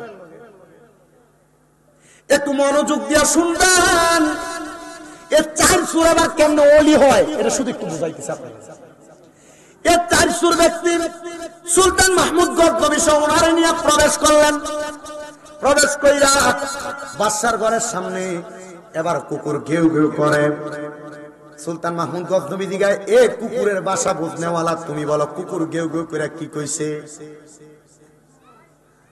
এবার ওই ব্যক্তি ডাক দিয়া ও আমাদের সাথী, এই কুকুর ঘেউ ঘেউ করে বলছে, দেখছুনি 4 সূরা বাদশার লগে কইরা বাদশার বাড়িতে যাই চুরি করতে, এই কুত্তাটা মনে হয় আবে তাবে কথা কয়, এই জন্য আসলে কি কুত্তা আবে তাবে কথা কয় না, কুত্তার কথা ঠিক হয়ে আছে, কুত্তার কথা ঠিক হয়ে আছে, কিন্তু 4 সূরা কুত্তার ভাষা বুঝে না, কুত্তার হাকিকত বুঝে নাই, এবং সুলতান মাহমুদ গজনবীর হাকিকত বুঝে নাই। এবার ডাক দিয়া কয়, কুকুর কুকুরের মতো রইল। এবার 4 সূরা সহ উনি একসাথে প্রবেশ করলেন বাদশার ঘরের সামনে। যে তালা কেমনে খুলবো, ওই তালার সামনে যে তালা খুলতে পারে ইশারার মাধ্যমে জানি তালাটা খুইলা ফালাইছেন। ঘরে যাইয়া যিনি গ্রানের মাধ্যমে কি কি পাওয়া যায় সব তালাশ করছে, উনি গ্রানের মাধ্যমে সব বাইর কইরা ফেলছে। সবকিছু বাহিরে কইরা একসাথে একটা ঘরের মধ্যে নিয়ে যখন ঢুকছে, এমন টাইমে সুলতান মাহমুদ গজনবী ঘরের বাহিরে উনি শুনতে পাইলেন চারদিকে ফজরের আযান হয়ে গেছে, তাহাজ্জুদের সময় আর নাই। উনি চিন্তা করলেন তাহাজ্জুদের নামাজ ছেড়ে দিলাম, ফজরের নামাজ কিন্তু ছাড়া যাবে না। উনি এই চিন্তা কইরা 4 সূরার এক ঘরে আটকায়া দরজাটা বন্ধ করে দাঁড়াইছে নামাজ পড়বার লাগা। ফজরের নামাজটা শেষ কইরাম রাজপ্রাসাদের মধ্যে সুন্দর বিচার কার্য, রাজবাড়িতে চুরি করতে আসছে 4 চোর, তার বিচার হবে। 4 জনের একসাথে কাঠগড়ার মধ্যে দাঁড় করাইছে। কাঠগড়াতে দাঁড় করানোর পরে হযরতে বাদশাহ সুলতান মাহমুদ গজনবী বসে বিচার করবার লাগা, কিন্তু 4 চোর কাঠগড়ার মধ্যে দাঁড়ায়া একজন মুস্কি মুস্কি হাসে আর 3 জন কান্দে। কান্দে কয়জন? হাসে কয়জন? কারণটা বুঝছেন নি? কারণ এর রাইতে যারা দেহে দিনে তারা চিনে। সুলতান মাহমুদ গজনবী কয়, কি রে, তারা 3 জন চুরি করছে, তাদেরকে শাস্তি দেওয়া হবে। তারা তো কান্দে, তুই হাসস কেন? বাদশা, মনে আসেনি রাত্রে বলছিলাম আমি রাতে যারে দেখি দিনে তারে চিনি, বাদশা আপনি নাফরমানিটা কেমনে করছে? আমরা লগে চুরি করতে ঢুইকা এখন আপনি আপনার এই শাস্তি দিবার লাগে দাঁড়াইছেন। ওই তিনজন কয় দাঁড়াই খাচ্ছে রে, যার লগে চুরি করতে গেলাম এই ব্যক্তি যদি বাদশা হয় তাহলে আমাদের চুরির সব মতলব তিনি জানে। সুলতান মাহমুদ গজনবী কয়, আমি হ্যাঁ জানি তোমাদের চুরির মতলব, তোমাদের জন্য কঠিন শাস্তি দেওয়া হবে। তো যে ব্যক্তি রাইতে যারা দেখে দিনে তারা চিনি, সে কয় বাদশা গো, তারা চাই তিনজন মানুষ বড় অভাবে থাইকা চুরি করতে আসছে। সুলতান মাহমুদ গজনবী কই তোমার বাড়ি কই? কয় বলক এলাকায়। তো বলক থেকে গজনব এলাকায় আসতো চুরি করবার লাগে, কারণটা কি? আমাদের এলাকার মধ্যে এখনো পর্যন্ত কোনো মাল সামান নাই। সুলতান মাহমুদ গজনবীকে আমি মুরাকাবা করে দেখলাম, আসলে তাদের এলাকার মধ্যে কোনো মাল সামান নাই, তারা অভাবের কারণে চুরি করবার লাগে আসছে। যদিও তারা পূর্বে চোর ছিল, এখন অভাবের কারণে তারা চুরি করতে নামছে। আগে চুরি করছে, মাঝখান দিয়া চুরি বন্ধ ছিল, অভাব থাকার কারণে তারা চুরি করতে এলাকায় আসছে। সুলতান মাহমুদ গজনবী রে এবার ওই চালাক লোকটা ডাক দিয়া কই, হুজুর আপনার বাম দিকে কি যেন একটা দেখা যায়, আপনি একটু তাকান না। সুলতান মাহমুদ গজনবী তাকে দেখে, বাম দিকে তো দেখা যায় না। কই দেখি না। এবার কয় হুজুর বাম দিকে না তো, আমি বলছি ডান দিকে। ডান দিকে তাকানোর পরে ওই চালাক চোরটা ডাক দিয়ে বলতেছে, হুজুর আপনি না কইছেন আপনার ক্ষমতা, ডান দিকে তাকাইলে জেল মাফ, বাম দিকে তাকাইলে হাজত মাফ, মানে ফাঁসি মাফ। হুজুর তাইলে আপনি তো ডাইনে বামে তাকাইছেন, বিচারের চেয়ারের মধ্যে বয়া যেহেতু দুই দিকে তাকিয়ে ফালাইছেন, আপনার জেলও নাই ফাঁসিও নাই, এবার যে শাস্তি দিতে মন চায় আপনি দিতে পারেন, আমরা মাথা পাইতে নিব। ডাক দেওয়া কয় না রে, তোমাদের প্রতি আমি আহসান করতেছি রে। সামান্য সময় গত রাত্রে আমি তোমাদের সাথে কাটানোর কারণে আমি তোমাদের প্রতি মায়া কইরা তোমাদেরকে ক্ষমা করে দিলাম। ওই সাইসুর ডাক দিয়া কই, আমরা একটা চিৎকার মেরে আল্লাহু আকবার কইয়া কাঠগড়ার মধ্যে আল্লাহর কাছে একটা সেজদা দিছি। সেজদাটা দিয়ে আমার আল্লাহর কাছে কইছি, আল্লাহ দুনিয়ার একটা এলাকা গজবাবের বাদশা যদি এক রাত্র আমাদের সাথে থাকার কারণে আমাদেরকে চুরির দায় থেকে মাফ করতে পারে, আমরা সাইসুরে এখন থেকে ওয়াদা করতেছি, আল্লাহ তোমার সাথে যদি আমরা সারা জীবন রাত্রবেলা ইবাদত করে কাটাইতে পারতাম, তাইলে তুমি আল্লাহ আমরা কত দয়া করতা, কত মায়া করতা। ও মুসলমানেরা, চিন্তাটা আপনারা করে দেখেন, মাত্র এক রাত্র সাইসুরের লগে কাটানোর কারণে সাইসুরের মাফ করে দিছে। আর আপনারা যদি আমার আল্লাহরে রাত্রবেলা ইবাদত করে করে রাজি করতে পারেন, আমার আল্লাহ কত বড় দয়ার আল্লাহ। আল্লাহর নাম রহিম, আল্লাহর নাম রহমান। আমার আল্লাহ দয়া কইরা আমরা বান্দারে মাফ করতে পারে কি পারে না? এই মুহাব্বতে বলেন পারে কি পারে না? আরে তুমি কত বড় মহান আল্লাহ, বড়ই দয়াবান। তুমি কত বড় মহান আল্লাহ, দয়ার সীমা নাই। তুমি পাহাড় বাইয়া সাগর করো, সাগর বইরা নগর করো, পাহাড় বাইয়া সাগর করো, সাগর বইরা নগর করো। ধনীরে গরিব বানাও, ফকিরকে বাদশাহ বলে। ধনী রে গরিব বানাও, ফকিরকে বাদশাহ। শুকরিয়া শুকরিয়া শুকরিয়া জানাই, তুমি কত বড় মহান আল্লাহ, দয়ার সীমা নাই। বলেন কত বড় মহান আল্লাহ, দয়ার সীমা নাই। আল্লাহ তোমার দয়া নাই পারাপার, ও মহান আল্লাহ পরওয়ার তোমার দয়া নাই পারাপার, ও মহান আল্লাহ পরওয়ার। দয়া ভরা তামাম জাহান, দয়া ভরা তামাম জাহান, যেদিকে তাকাই শুকরিয়া শুকরিয়া শুকরিয়া জানাই। তুমি কত বড় মহান আল্লাহ, দয়ার সীমা নাই। তুমি কত বড় মহান আল্লাহ। এজন্য মুসলমানেরা, একটা বাদশা যদি এক রাত্রে থাকার কারণে চার চোরে মাফ করে দেয়, আমরা আল্লাহর বান্দারা দুনিয়ার জমিনের মধ্যে থাকি আমার আল্লাহরে ডাকলে আমার আল্লাহ রাত্রবেলার ইবাদতের কারণে আমরা মাফ করতে পারে কি পারে না? আমার একটা বড় সুযোগ আসতেছে, এদের সামনে লাইলাতুল নিসফিন শাবান আমাদের কাছে আসতেছে, শবে বরাতের রাত্র। ওই রাত্রটা বড় দয়ার রাত্র, বড় মায়ের রাত্র, রিজিকের রাত্র। আমি আপনাদের সবার কাছে আবদার জানাই, এই আমার জিনসারের বাবারা, এই রাত্রটা আল্লাহ তাআলার ইবাদত ইবাদতে মশগুল থাকার চেষ্টা করবেন। বলে হুজুর লাইলাতুল বরাতের রাতে আল্লাহ তাআলার ইবাদতে কেমনে মশগুল থাকবো? আম্মা জান আয়েশা সিদ্দিকা রাদিয়াল্লাহু তাআলা আনহা বলতেছে, আমি আমার নবীকে প্রশ্ন করলাম, ইয়া রাসূলুল্লাহ, আমার আল্লাহ তাআলা এই রাতে কেমন বরকত দেয়?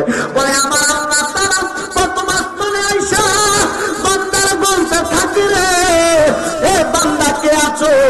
আমার কাছে রিজিক চাও, আমি আল্লাহ তাআলা তোমার রিজিক প্রদান করব। কে আছো গুনাহ ক্ষমা প্রার্থনা করো, আমি আল্লাহ তোমাদেরকে ক্ষমা করব। আল্লাহ তাআলা বলতে থাকে, ও বান্দা কে আছো বিপদগ্রস্ত, আমার কাছে ক্ষমা প্রার্থনা করো, আমি আল্লাহ তোমার বিপদ থেকে উদ্ধার করব। এ মুসলমান, ওই আল্লাহ এত দয়ার আল্লাহ, ওই আল্লাহ এত মায়ার আল্লাহ, ওই লাইলাতুল বরাতে আপনার মাফ করে দিবে। আম্মা জান আয়েশা সিদ্দিকা রাদিয়াল্লাহু তাআলা আনহা বলে, যেদিন লাইলাতুল নিসফি মিন শাবান, ওই দিন রাত্রিবেলা আমি তাকায়া দেখলাম আমার নবীজি আমার বিছানার মধ্যে নাই, আমি আমার নবীরে হারায়া ফেলাইছে। আম্মা জান আয়েশা সিদ্দিকা বলেন, আমি যখন আমার নবীরে হারায়া পেলাম গো, আমি আমার নবীরে খুঁজতে লাগলাম, আমি তাকায়া দেখলাম আমার হুজরা মোবারক ঘর মোবারক থেকে আমার নবী জান্নাতুল বাকির মধ্যে দাঁড়ায়া দাঁড়ায়া ইবাদত করতেছে। আমার নবী আসার পরে আমি আমার নবীকে প্রশ্ন করলাম, ইয়া রাসূল, আমার নবী আমার প্রশ্ন করে, আয়েশা তুমি কি মনে করেছো আমি রাসূল তোমার প্রতি বেইনসাফ করব? আম্মা জান আয়েশা কয়, নবী গো, আমি মনে করেছিলাম আপনি নবীজি মনে হয় আপনার অন্য কোন স্ত্রীর হুজরাতে চলে গেছেন। আমার নবী কয়, না রে আয়েশা, আজকের রাতটা লাইলাতুল নিসফি মিন শাবান, মানে শাবান মাসের 14 তারিখ দিবাগত 15তম রাত্রি। এই রাতে আমার আল্লাহ তাআলা বনু কালব গোত্রের যতগুলা ছাগল আছে, বকরি আছে, ওই বকরির শরীরের পশমের পরিমাণ উম্মতকে আমার আল্লাহ তাআলা বান্দাকে মাফ করে দেয়। আমি নবীজি এই জন্য দোয়া করতে লাগলাম। চিন্তা করছো নি রে, আমার আল্লাহ তাআলার পেয়ারা হাবিব ওই লাইলাতুল বরাতেও তোমাদের জন্য কত বরকত দিয়া গেছে। এবার আপনারা বলেন, আমরা ওই লাইলাতুল বরাত বেশি বেশি পালন করার দরকার আছে না নাই? এ মুসলমান, কিন্তু আমার নবী আরেকটা হাদিসে মুবারক আমি পড়ার পর বড় অবাক হয়ে গেলাম। আমার নবী কই, দুনিয়ার উম্মতের দলেরা, আমার আল্লাহ তাআলা এই লাইলাতুল বরাতের রাতে, শবে বরাতের রাতে আসমানের একবারে বান্দার নিকটবর্তী হইয়া বান্দার প্রতি রহমতের নজর দিয়া বান্দার দয়া মায়া করে। কিন্তু আমার আল্লাহ তাআলা এই লাইলাতুল বরাতের রাতে দুই প্রকারের মানুষকে মাফ করে না, দুই প্রকারের মানুষকে মাফ করে না। এই দুনিয়ার মানুষ আমার আল্লাহ কোন দুই প্রকারের মানুষকে মাফ করে না জানো? এক নাম্বার যারা মুশরিক, যারা শিরিক করে, আমার আল্লাহ তাআলা তাদেরকে মাফ করে না। আর দুই নাম্বার যারা বিদ্বেষ প্রদানকারী, বিদ্বেষ সৃষ্টিকারী, আমার আল্লাহ তাআলা তারার মাফ করে না। ভাই ভাই ঝগড়া দ্বন্দ্ব, এলাকার মানুষের সাথে ঝগড়া দ্বন্দ্ব, একজন আর একজনের সাথে মারামারি কাটাকাটি, মনে রাখবেন বিদ্বেষ করনেওয়ালারে আমার আল্লাহ তাআলা বরাতেও মাফ করে না। এজন্য দুই শ্রেণীর মানুষকে আল্লাহ তাআলা বরাতের রাতে মাফ করেন না। এক শ্রেণী হলো মুশরিক, যারা শিরক করে। দুই নাম্বার হলো তারা, বলে কারা, যেই ব্যক্তি বিদ্বেষ সৃষ্টি করে তাদেরকে আল্লাহ লাইলাতুল বরাতে মাফ করে না। এ মুসলমান ইমানদারেরা, চিন্তা করে পথ চলবেন যেন আমার আল্লাহ তাআলার কাছে বরাতের রাতে মাফ হতে পারে। নবী বলেন, শুধু তাই নয়, আম্মা জান আয়েশা সিদ্দিকা আরেকটা হাদিস বর্ণনা করে, লাইলাতুল বরাতের বেশিরভাগ হাদিস মা আয়েশা সিদ্দিকা রাদিয়াল্লাহু তাআলা আনহা আমি পয়রা বড় অবাক হয়ে গেলাম। আম্মা জান আয়েশা সিদ্দিকা বলে, আমার নবীজি বলেছে এই লাইলাতুল বরাত হইল আমার আল্লাহ তাআলা আগামী 1 বছর পর্যন্ত দুনিয়ার জমিনের মধ্যে কত আদম সন্তান জন্মগ্রহণ করবে এই লাইলাতুল বরাতের রাতে লিপিবদ্ধ করে, কত আদম সন্তান ইন্তেকাল করবে এই লাইলাতুল বরাতের রাতে লিপিবদ্ধ করে। মানে এই যে 13 তারিখ 14 তারিখ দিবাগত রাত্রে শবে বরাত হবে, এই রাত্রে লেখা হবে আগামী 1 বছর কত সন্তান জন্ম নিব, কত সন্তান ইন্তেকাল করব। চিন্তা করছেন নি আমার আল্লাহ তাআলা এই রাত্র বেলায় গুনাহ লিপিবদ্ধ করে রাখেন। শুধু তাই না, শুধু তাই না রে মুসলমানেরা, আমার আল্লাহ তাআলা আগামী 1 বছরে কোন বান্দারে কত রিজিক প্রদান করব, এটাও কিন্তু লাইলাতুল বরাতের রাতে লেখে। রিজিক বুঝেন তো? হ্যাঁ, ফুলুস ফুলুস টেহা টেহা, বাঙালি এটা বলা বুঝে। রিজিক খানা কিটা, আপনারা বিদেশি, আপনারা আরো বড় ব্রিটিশ, আলহামদুলিল্লাহ। যে একটা মহাব্বত দেয়া হয়েছে হজে যাওয়ানোর পরে বাঙালিটি দেখলেই এমনি লইয়ে পড়ে। চুলটি যতদিন আসিল চুল কামানোর পরে একটু বাচ্চা গেছে, কামানোর পরে আর চিনে না আর ধরে না, নিয়ে নিয়ে শুধু বয়া হুজুর খান হুজুর খান এতলা লই খানা কে খাইবো। আলহামদুলিল্লাহ বিদেশিরা প্রবাসের বাড়িতে বড় কষ্ট করে। এই প্রবাসীদের জন্য এটা মন থেকে দোয়া করবেন না আপনারা? করেন না প্রবাসীরা লেগে দোয়া? বেশি বেশি দোয়া করবেন প্রবাসীরা লেগে। মাঝে মাঝে বাংলাদেশের কি কয় এয়ারপোর্টে প্রবাসীর উপর অত্যাচার অনাচার করা হয়, প্রবাসীদের ব্যাগ কেটে এটি সুর, ঠিক না? আল্লাহ আমাদের বোঝার তৌফিক দান করুন। জোরে কোন আমিন। এই আস্তে কয় আমিন, আরো জোরে কয় না আমিন। এ মুসলমান, লাইলাতুল বরাতের রোজা আদায় হবে। মা আয়েশা সিদ্দিকা বলে আমার নবীর রমজান মাসের পরে এত বেশি রোজা আর কোন মাসে রাখতে দেখি নাই, যত রোজা রাখতে দেখছি শাবান মাসে রাখতে। নবী এমন ভাবে রোজা রাখতে, একটানা রোজা রাখতে আমরা মনে করতাম আমার নবী মনে হয় আর কোনোদিন রোজা ভাঙবে না। আবার আমার নবী মাঝে মাঝে রোজা ছেড়ে দিতেন, এমন ভাবে ছেড়ে দিতেন আমি মনে করতাম আমার নবী মনে হয় আর রোজা রাখবেন না। চিন্তা করছেন নি এই রাতে যদি আপনার আল্লাহ তার রিজিক নির্ধারণ করে আগামী 1 বছর আপনি কি কামাই করবেন, তাহলে এই রাতে যদি আমার আল্লাহ তাআলার ইবাদতের মধ্যে আপনারা মশগুল থাকে, তাহলে আল্লাহ তাআলা ফেরেশতাদেরকে বলবো দেখ ফেরেশতারা আমার বান্দা এই রাতে আমি আল্লাহ তাআলার কত টাকা রাখতেছে, আমি আল্লাহ তাআলার রিজিক দিতাম। ফেরেশতারা বলবো না আল্লাহ এরা সারা বছর নাফরমানি করছে, রিজিক দিয়ে না কমিয়ে দেন কমিয়ে দেন। আল্লাহ কইবো ফেরেশতা টাকা দেখো সারা বছর নাফরমানি করার পর এখন দিয়ে আমার কাছে মাপ চাইতেছে। আমার আল্লাহ তাআলা ওই ক্ষমার মাধ্যমে লাইলাতুল বরাতে আপনি বান্দাদেরকে নিয়ামত প্রদান করবে। জোরে কোন সুবহানাল্লাহ, আর জবান খুলে বলেন না সুবহানাল্লাহ। আরেকটা জিনিস চালু রাখবেন, সবে বরাত আসলে দেখবেন আমরা এলাকায় নতুন নতুন ফতুয়া চালু হয়ে যায়। লাইলাতুল বরাতে হালুয়া রুটি খাওয়ানো এগুলা জায়েজ নাই, এগুলা বেদাত, এমন অনেক কথা বলে। আমি আপনাদের কাছে বলবো না এমন ফতুয়ারে আপনি ধার ধারবেন না, হালুয়া রুটিটা চালু রাখবেন। বলে হুজুর কি লেগা? আরে হালুয়া রুটি দিয়া ছোট ছোট বাচ্চারা বোঝানো যায়। হালুয়া রুটিটার সময়টা যখন চালু হয়, যখন এই বাড়ি থেকে ওই বাড়ি হালুয়া রুটি দেয়, পোলাপান আনন্দ করে করে এইজন সেজনকে হাতে হাতে দেয়। এটার মাধ্যমে পোলাপান বোঝে হ্যাঁ সবে বরাত আইছে। কি পোলাপান বুঝে 13 বছর পর্যন্ত এটা সবে বরাত কি বুঝে না, এটা বুঝে সবে বরাত মানে হালুয়া রুটি বিতরণ করা। কিন্তু 13 বছরের পরে ইবাদতের মানিও বুঝে, কথা কন না ঠিক কিনা? তো 13 বছর পর্যন্ত হালুয়া রুটি দিয়া যদি এটা সবে বরাত একটা জিনিস আছে বুঝাইতে পারেন, এরপরে না ফোলাটা হালুয়া রুটির মাধ্যমে সবে বরাতটা চিনবো। কিন্তু এটা দিয়া তো বেদাত বেদাত ফতুয়া দিয়া সবে বরাত তো ফোলাফন্ডে বুলাইতেছে। সবে বরাতের রাইতেও ডাইকে মসজিদে নেওয়া যায় না। এজন্য কোন আমরা যারা সুন্নি দাবি করি আমাদের প্রত্যেকের ঘরে ঘরে সবে বরাত হালুয়া রুটি চলবে, হালুয়া রুটি রাস্তাতে হালুয়া রুটি খাওয়াইলে গুনায় গুনায়। সাহাবায়ে কেরাম প্রশ্ন করি ইয়া রাসূলুল্লাহ আইয়ুল ইসলাম খায়রুন, আপনার কাছে জানতে চাই ইসলামের মধ্যে উত্তম কাজ কোনটা?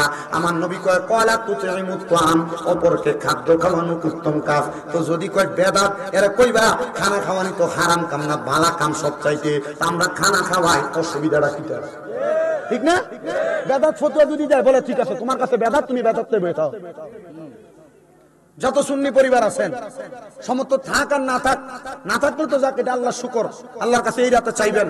সমর্থ যদি অল্প থাকে ওইদিন 1 কেজি আটা কিনবেন, 1 কেজি সুজি কিনবেন, কিনা 2-3টা পরিবার অথবা 2-3 জন মিসকিনকে রাস্তার মুসাফিরকে হইলেও হালুয়া রুটি খাওয়াইবেন, জানান করে দিবেন হ্যাঁ সবে বরাত আইছে। শাবান মাসের 1 তারিখের থেকে হালুয়া রুটিটা আগে বাড়ি বাড়ি চলতো, এখন নতুন নতুন মৌলভী সাহেবরা ফতুয়াইয়া এটি উড়াই দিছে। এটা কিয়ামতের আলামত। তিরমিজি শরীফ 2211 নম্বর হাদিস, রহমতের নবীর ঘোষণা। কিয়ামতের পূর্বের আলেমরা দেখবা কি কি বলে গেছে, নতুন আলেম তৈরি হয়ে যাবে, এরা ইয়ে ফতোয়া দিব। আগে যারা যা করে গেছে তারা ভুল ছিল। এটা একবারে ঠিক কিয়ামতের 15 আলামতের লাস্ট আলামতরা। পূর্বের আলেমরা হালুয়া রুটি রসুল কি আমরা বেড়া মানুষ মানে যারা আমরা নরমাল আম পাবলিক আমরা চালু করছিলাম না, না হালুয়া রুটিরা এটা কিন্তু চালু করছে যে কোন আলেমরাই করে দিয়ে গেছেন, যে কোন ওলামায়ে কেরাম মাশায়েখ আযমরা করে দিয়ে গেছেন। কিন্তু এটার বেদাত ফতোয়া দিয়ে বন্ধ করতে চায়। এবার কোন সুন্নিরা করে হালুয়া রুটি সবে বরাতে হালুয়া রুটি, সিন্নি খাওয়া, কবরস্থান পরিষ্কার করা, মসজিদ সাজানো, গুনাহ হইব। মারহাবা। আমরা মনে আছে আমরা নিজেরা এই যে দুধের ডিব্বার মুখ কাটছিয়া ভিতরে মোমবাতি একটিকা মোমবাতি ঢুকে হাড়াই না সাইরিন নিকা মোমবাতি ঢুকে এটা হারিকেন বানায় আটতাম আমরা। এটাই তুমি মজা। এ ফোলা ফাইন্ডে এটা দিয়ে সবাই বড় আর আস্তে আস্তে বুঝবো কথা কয় না। এটা করান পোলা পাইনে এটি বুঝাইয়েন, এটি বুঝাইয়েন পোলা পাইনে রে। তখন এইগুলো পোলা পান আস্তে আস্তে বুঝবো। হালুয়া রুটি রসুন চালু রেখেন, নিজের ফুতেরি দিয়ে হালুয়া রুটি বানাইয়া নিজের ফুতেরি দিয়ে দেয়াইবেন। এক একদিন এক একজনে আসর ওয়াক্তে যখন নামাজ হয় আসর ওয়াক্তে দোয়া হয় তখন পোলা পাইনে দিয়া একটা রুটি একটু হালুয়া আর একটা রুটি দিয়া নিজের ফুতের হাতেরি দিয়ে মানুষের দেয়াইয়েন। ফলাইন বুঝবো যে হ্যাঁ হালুয়া রুটি রসুন সবে ওরা পাইছে কথা কয় না। করবেন তো ইনশাল্লাহ। এ মা বোনেরা বেড়াইত না করলে আপনারা করবেন। ফকেটেতে জামাই ফকেটেতে টিয়া চুরি করবেন, অসুবিধা হইতো না। কি কয় বলে না আমরা জামাই কিপটা বেটা আমরা দেন না বেড়ি রেটিয়া বসে তো বেড়ি কি করবো? মহিলারা আমি শিখে দিয়ে যাই মহিলা তোমরা জামাই যদি তোমরা কিপটামি করে টিয়া বসে না দে তাহলে চুরি করে খরচ করে অসুবিধা নাই, ঠিক আছে নি? তবে সাবধান বাপের বাড়ি ছাড় করো না। জামাই টিয়া চুরি করে খাওয়ান যাবো তবে কি করেন যাইতো না বাপের বাড়ি ছাড় করানো যাইতো না। আরে বহুত প্রবাসী বেটারা মাঝে মাঝে ফোন দিয়ে বিচারতে হুজুর বিদেশ থেকে কষ্ট করে টিয়া ভাড়াই হুজুর হুজুর আমার টিয়া দিয়া তাই তার ভাইয়ের মোবাইল কিনে দেয়। হুজুর আমি বিদেশ থেকে কামাই করে টিয়া ভাড়াই তাই তার আমার টিয়া দিয়া তার বোনের মাসে মাসে একটা একটা থ্রি পিস কিনে দেয়। দুনো বোনে সমানে মার্কেটে যা হুজুর তাই তার বাপের ডাক্তার দিয়ে আমার বিদেশে টিয়া দিয়া হুজুর কিছু কইলে আর মোবাইল ধরে না। কালকে আমার গাজীপুরের কালীগঞ্জে এক মাহফিলে ধনে কথা কইতেছি বিচার দিয়ে বলতে বেটা হুজুর মোবাইল ধরে না তো হুজুর চিন্তা করেন সারাদিন কাম করে বড় যদি ফোনটা না ধরে কেমনটা লাগে। মা বোনদেরকে সাবধান করে দিচ্ছি মা মনে রাখেন আপনি যদি আপনার স্বামীর টাকা পয়সা যদি আপনি এভাবে অবাধ ভাবে নষ্ট করেন আল্লাহর কাছে জবাব দেওয়া লাগবে। আমি শিখিয়ে দিছি আপনারে কি শিখাইছি স্বামী যদি কিফটামি করে কাজটামি দেখায় তখন লইবেন মাঝে মাঝে হ্যাঁ পরে কয়ে দিবা খরচ করে কয়ে দিবা যে আমি এটা করছি। তবে জামাই টিয়া ভাঙ্গে তুমি এটা করবা জামাই না দিলে রাগ করে থাকবা মুখ ফুলে থাকবা জি না করা যাবে এগুলা কথা বলে করা যায়। হ্যাঁ গন কালার বেরিয়েছে ফাওয়া দিনের বেলা কাজ হইলে আজকে রাত্রে মাঝখান দিয়ে কলবালিশ কথা কয় না। এসব মহিলারা কবিরা গুনার শিকার আল্লাহ তাআলার কাছে পাপী সারা রাত্র পর্যন্ত আল্লাহর আযাবের ফেরেশতা মহিলাদেরকে বদদুয়া দেয়। যে মহিলারা দিনে স্বামীর সাথে ঝগড়া করে রাত্রবেলা বিছানা আলাদা করে দেয়। নবীজি বলছেন দুনিয়াতে মহিলাদের স্বামী স্ত্রীর যত ঝগড়া হোক না কেন রাত্রবেলা তাদের শোয়ার বালিশ হবে একটা। সুবহানাল্লাহ জোরে কয় না তো বালিশ কয় না কিল্লাইগা রহমতের নবী কন্যা নবী শিখিয়ে দিতেছেন স্বামী স্ত্রী যত একজন আরেকজনের সাথে লাইগা লাইগা থাকবে আর সারা দুনিয়ার যত জায়গা খালি থাকবে আল্লাহ ওই খালি জায়গাগুলো রহমত দিয়ে ভরপুর করে দিবে। মাশাআল্লাহ আগে বাচ্চা ঘুমাইতে এক সাইডে জামাই ঘুমাইতে এক সাইডে ঝগড়া যেদিন বাচ্চা মাঝখানে এদিন। আমরা কথা কন না কা কথা কি ঠিক না বেঠিক? ঠিক হইলেও কইবেন বেঠিক হইলেও কইবেন। আমি গত অল্প কয়েকদিন আগে আমার এক ওস্তাদে আমার দাওয়াত দিয়ে দিচ্ছে হুজুরের ভাই ভালো ওস্তাদ নরমাল ওস্তাদ না কুমিল্লা আলিয়া মাদ্রাসার ওস্তাদ হুজুরের ওস্তাদে মেয়ে অনেক আমি মোটামুটি এও ওয়াজি করছি করার পরে হুজুরে আপনি মুহের ভিতরে রুমাল দিয়ে বই মনে নামার পরে তুই যে ওয়াজি করছ তোর কত শরম লাগছে না? আমি বললাম হুজুর কি শরম মানুষের এটি না করলে মানুষ বুঝবো কই থেকে? এ মহিলারা কোন স্বামীর সাথে ঝগড়া হয়েছে কোন মহিলা যদি তার স্বামীকে রাত্রবেলা মিলনে বাধা দেয় ঝগড়ার কারণে কোন রাগের কারণে কোন গোস্বার কারণে মনে রাখবেন আপনার স্বামী যদি আপনার সাথে শারীরিক মিলমেন্দন থেকে দূরে থাকে আল্লাহর আযাবের ফেরেশতা সারা রাত ওই মহিলাকে আযাব দেয় ওই মহিলাকে লানত দেয়। একটা মহিলার উত্তম কাজ হচ্ছে এই মহিলা রান্না করতেছে ভাত উতরে পড়তেছে তার স্বামী তাকে ডাক দিলে তার স্বামীর ডাকে সাড়া দেওয়া এই মহিলার জন্য আগে কর্তব্য। মারহাবা কয় না কিন্তু বেডিয়েত কি হুনে একবার কইলে ঘাটটারে হাত দিয়ে না তারা বালা করে হন্তাছে না হলে এডি দেখেন না শক্তি কাইটটা নিয়ে হোনাইবে না দেখছো নি কি গো আপনারা থেকে বেডিয়েতে আমার আরো বেশি হন্তাছে। আপনারা এখানে যারা আছে পুরা জিনসারের বেডিয়েত হনে ওয়াজ যদি মেহমান টেমান খাবা তাহলে এটা আরেক বিষয় না আমার এটা মানে মোটামুটি একটা আন্তাজ আছে আমার ওয়াজ বেড়াইতে থেকে বেরিয়েতে বেশি হবে ওই আরেক বেড়া দেখেছে তো বেরিয়েতের পক্ষে কর আপনার পক্ষে কইতেছি রান বহুত মহিলারা তাদের স্বামীর কথা শুনতে চায় না স্বামী যদি বলে এখানে যাইও না, ওই জায়গায় যাও না, কিন্তু এই বেডির প্রত্যেক শুক্রবারে বৃহস্পতিবারে রেড উইনের সামনে না গেলে ভালো লাগে না। কথা কয় না কা? এ মহিলা শোনা, আল্লাহ নবীর ঘোষণা, কোন মহিলা তার স্বামীর আদেশ ছাড়া বাবার বাড়িতেও যাইতে পারবে না। কিন্তু মহিলা জামাইরে সকালবেলা ঘুম লাগায়া পুরা ফুরুরা বাজারটার বাজার করে লইয়া জামাই খবর খায় না। না না না, মা বোনেরা মনে রাখবেন, স্বামীর আদেশ অমান্য করলে আল্লাহ তাআলার জাহান্নাম তোমারে ছাড়বে না। কারণ আল্লাহ নবী কই মহিলাদের জান্নাতে যাওয়া বড় সহজ। নবী তো কেমনে গো? আমার নবীকে 1 নাম্বার নামাজ পড়লে, 2 নাম্বার পর্দা করলে, 3 নাম্বার স্বামীর আদেশ মানলে, 4 নাম্বার তার লজ্জাস্থানের হেফাজত করলে। কিন্তু তুমি যদি তোমার স্বামীর আদেশ না মানো গো, মনে রাখবা তুমি জান্নাতে যাওয়া আটকে যাবা, জান্নাতের মধ্যে যাইতে পারবা না। আবার পেডিয়াতের দূর দিলে চলবে না। আমরা বেড়া মানুষের খাদ্য তো বড় খারাপ। আমরা মাঝে মাঝে বাড়ির মধ্যে যাই, সিগারেট খেয়ে মুখের মধ্যে দুর্গন্ধ বানাই, মুখের ভিতরে গুয়ের গন্ধ চাই, তার বেশি গন্ধ কয়। ওই তখন আপনি বাড়িতে গেলে আপনার আপনার লোকে ভালো করে কথা কয় না, তখন আর আপনার ভালো লাগে না, আপনি ছোটটারে ভালো লাগে দেওয়ারটারে আর কি। আপনার মুখের ভিতরে দুর্গন্ধ। আপনি বাড়িতে গেলেন, আপনার স্ত্রী আপনার পানি আগায় দেয় না। মা বোনেরা, স্বামীকে পানি আগায় দিবেন। আপনারা মাঝে মাঝে এই কাজগুলা বড় খারাপ করে ফেলেন, এগুলার কারণে পুরো সংসার অশান্তি হয়। বেডির কাছে যে একটা গ্লাস পানি দাও না, সারাদিন বেড়া কাজ করে আসে, আপনি নিজেই ধমক দিয়ে কোন লইয়া খাইতে পারে না, ঘরে আইসে বেড়া। এই কথা বলার কারণে বেড়ার ঘরে খায় না। লগের ঘরের বাবির কাছে যে ভাবে একটু পানি দেন, তখন পানি না দিয়ে বেডি কিন্তু লেবু সিপ্পা রস দেয়। তখন বেড়ার আর বউরে ভালো লাগে না, বাবির আর ওই ভালো লাগে। কথা কোন না ঠিক আছে নি? আরেকবার মুসকি মুসকি আসে, ঠিকও কয় না বে, ঠিকও কয় না। চিন্তা করে ওদের মিল লাগেছে কথা। আপনার কোন কথা বাস্তব না বাস্তব? আপনি কইলেও বাস্তব, না কইলেও বাস্তব। আমার মুসলমান ইমানদারেরা, এ নবী উম্মতের দলেরা, শুনেন, অন্তরের কান্দা লাগা শুনেন। আরো কিছু কথা আমি আপনাদেরকে বলে দিয়ে যাই মা বোনদের সতর্কতার জন্য। আপনারা মা বোনদের প্রতি একটু সুন্দর আচরণ করবেন। বেডি পানিটা দিতে যদি একটু দেরি হয়, তরকারিতে লবণ কম হলে আপনি ঠাস করে গাল বেড়া খিচ্ছালাম, এই জিনিসটা আমরা একটু কমাই তৈব। নবীদের ঘোষণা, তোমরা তোমাদের স্ত্রীদের মুখের মধ্যে মানে গালের মধ্যে আঘাত করবা না। নবী কেন? বলে তোমাদের স্ত্রী তোমাদের কাছে সাময়িক সময়ের মেহমান, তোমরা তার প্রতি সদাচরণ করবা, ভালো ব্যবহার করবা। কিন্তু আমরা ভালো ব্যবহার করবো দূরের কথা, একটু থেকে একটু হলে অমুক মারানি জিপ হয়ে গালি দিয়া লয়। আপনারা ঠিক কর না কেন? হ্যাঁ, চিন্তা করতেছি হুজুর মাটির বাড়ি দিলে না গুনাগার চেতে ওড়ে, উপরে ফেপ মারলে নিজের গাছ ছড়া। আমি ঠিক করতাম কেমনে? আমি গাইলে আর পরে উজু করে মসজিদ যাইছি। ঠিক আছে নি? সাবধান, আমার নবীর ঘোষণা। আমি এ ব্যাপারে একটু বেশি করে পড়ছি। আমার একদিন এক ওয়াজের নিচে এক বেডি কমেন্টস করে বসে, কিটা হুজুর আমরা বেডিরা জামের কথা শুনি না, বেড়ারা যে হাউগার বেড়ার কথাটি কন না। চিন্তা করলাম মা, আসলে তো বেড়াইতে দোষও কইতে হইব।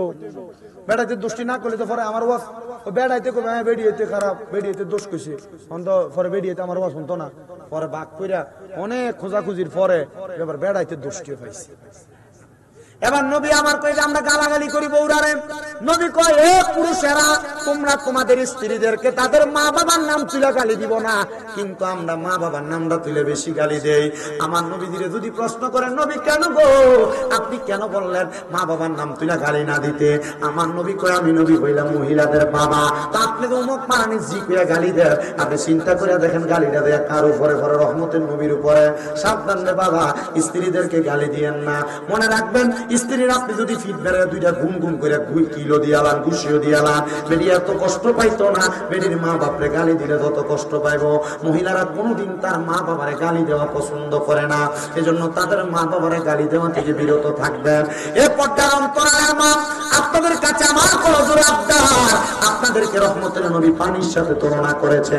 আপনারা মাঝে মাঝে মুখটা একটু বেশি চালান গো মা, আপনাদের কাছে আবদার, মুখ বেশি চালাইয়েন না, আপনারা একটু চুপ থাকার চেষ্টা করেন। পানি যেমন কোন জায়গার মধ্যে থাকলে একটু নিরাল হইলে পানিটা একবার স্তব্ধ হয়ে যায়, পানিটা নড়াচড়া করে না। আপনি যদি এমন স্তব্ধতাইকে নড়াচড়া না করেন, আপনার সংসারে কোনোদিন অশান্তি তৈরি হবে না। কিন্তু আপনি নড়াচড়া করেন বিদায় অশান্তি হয়, আপনার স্বামীর আদেশ মানেন না বিদায় অশান্তি হয়।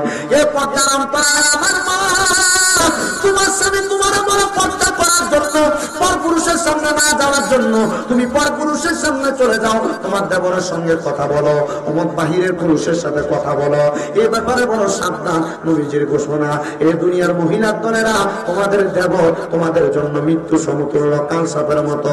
কালসাপ কামড় দিলে মানুষ যেমন মারা যায়, একটা মহিলা তার স্বামী দুনিয়ার জমিনের মধ্যে তার স্বামীরা অমান্য কইরা কোন পরপুরুষের সঙ্গে কথা বললে ওই মহিলা তেমন মহিলা যায়। এই মহিলারা পরপুরুষের সঙ্গে কথা বলল না, নিজের ইজ্জতের হেফাজত করো বাবা, নিজের ইজ্জতের হেফাজত করো। মনে রাখবা, মনে রাখবা, আমার আল্লাহ তাআলা তোমার এই ইজ্জতের কারণে তুমি নারীর সম্মান দিছে।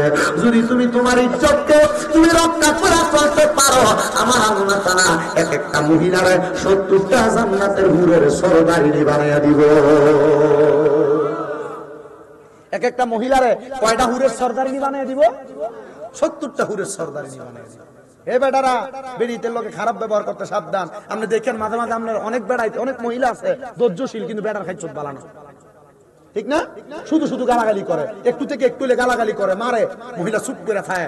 মনে রাখেন 70টা হুরের যদি বেড়ি যদি অধিকারী হয়, সর্দারিনী হয়, আচ্ছা আপনি কবরে যাওয়ানোর পরে বেড়ি যদি 70টা হুরের একটা একটা করে দাও, কয়টা? 70 জন একটা একটা করে দিলে, আপনি একটা দিলে 70টা যদি পরে আপনার ভিড়টা কি একটা অবস্থা হয়ে যাবে।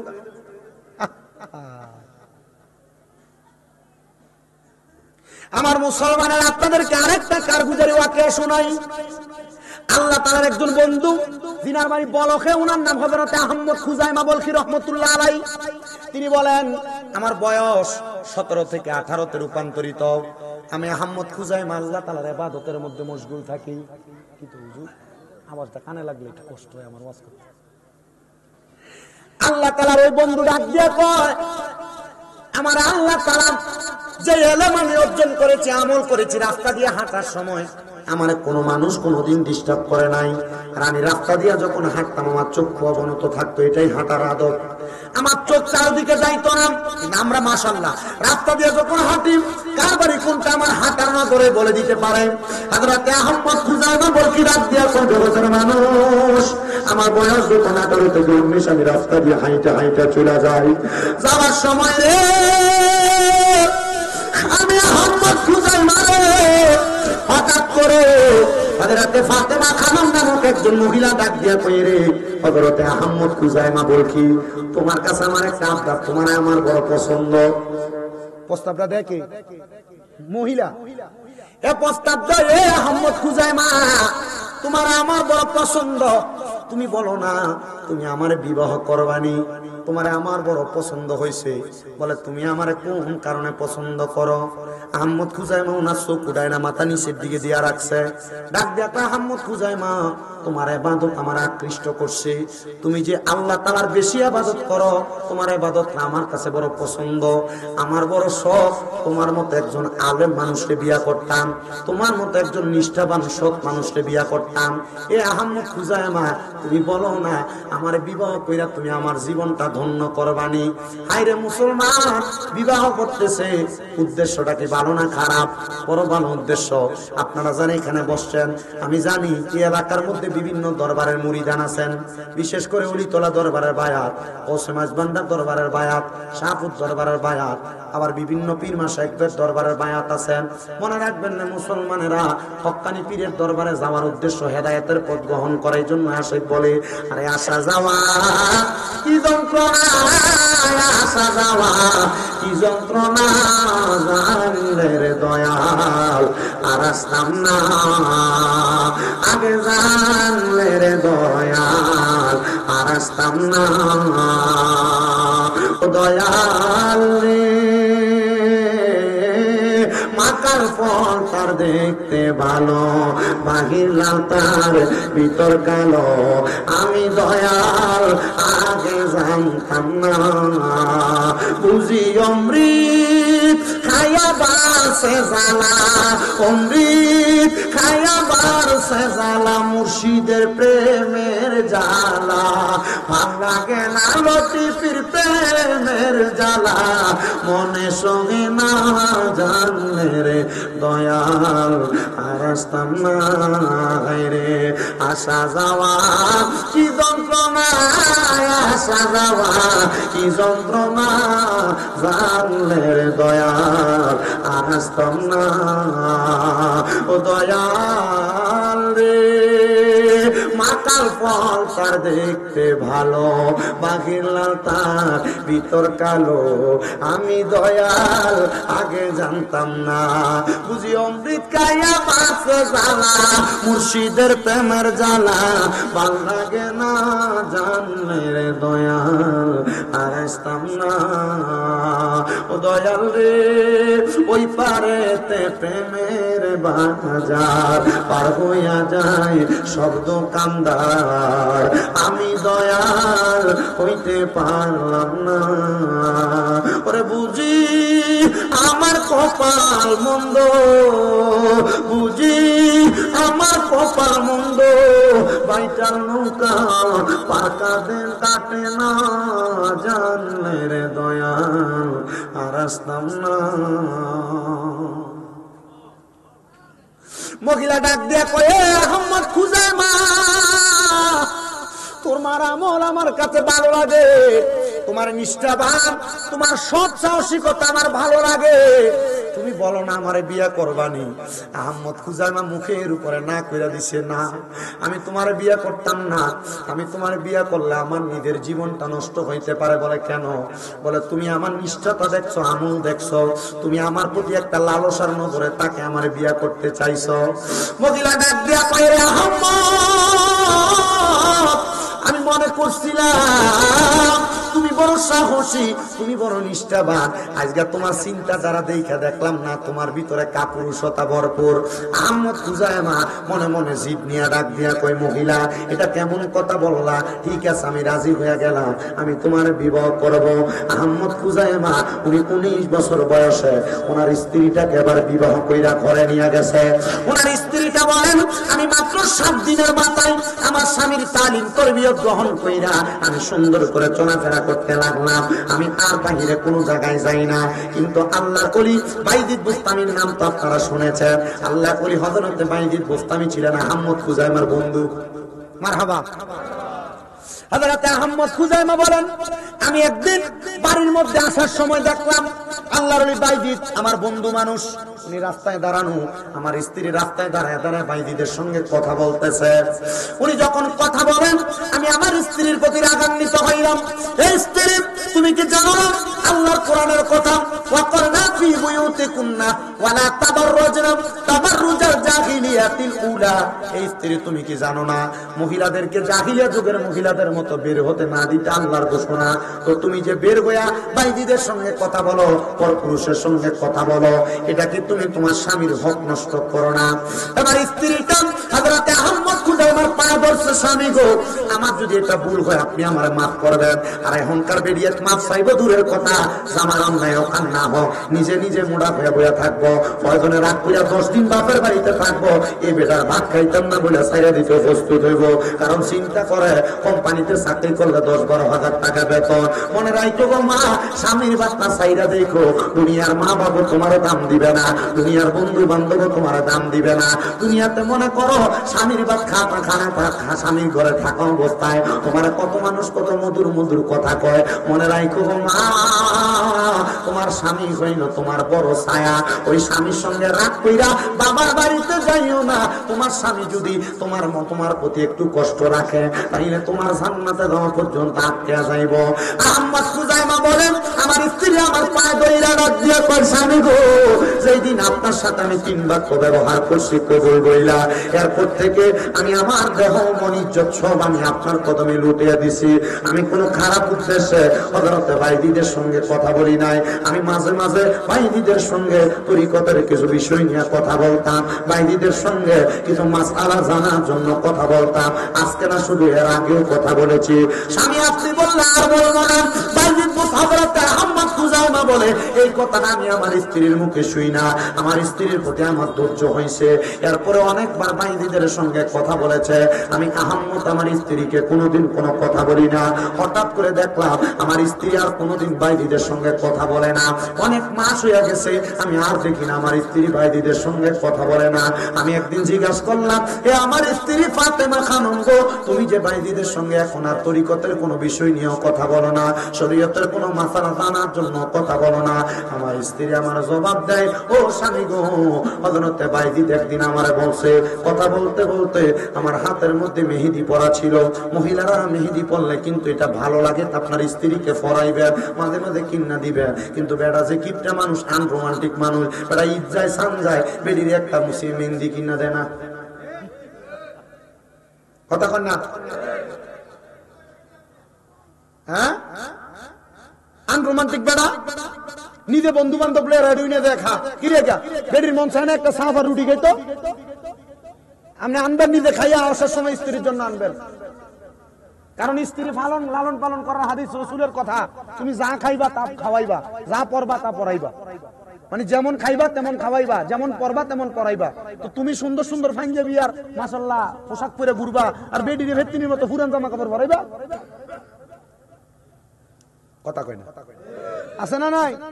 আর না, আবার মা বোনের নতুন কিনা দিল বেডি, কিন্তু এটা জামাইয়ের সামনে পরে না।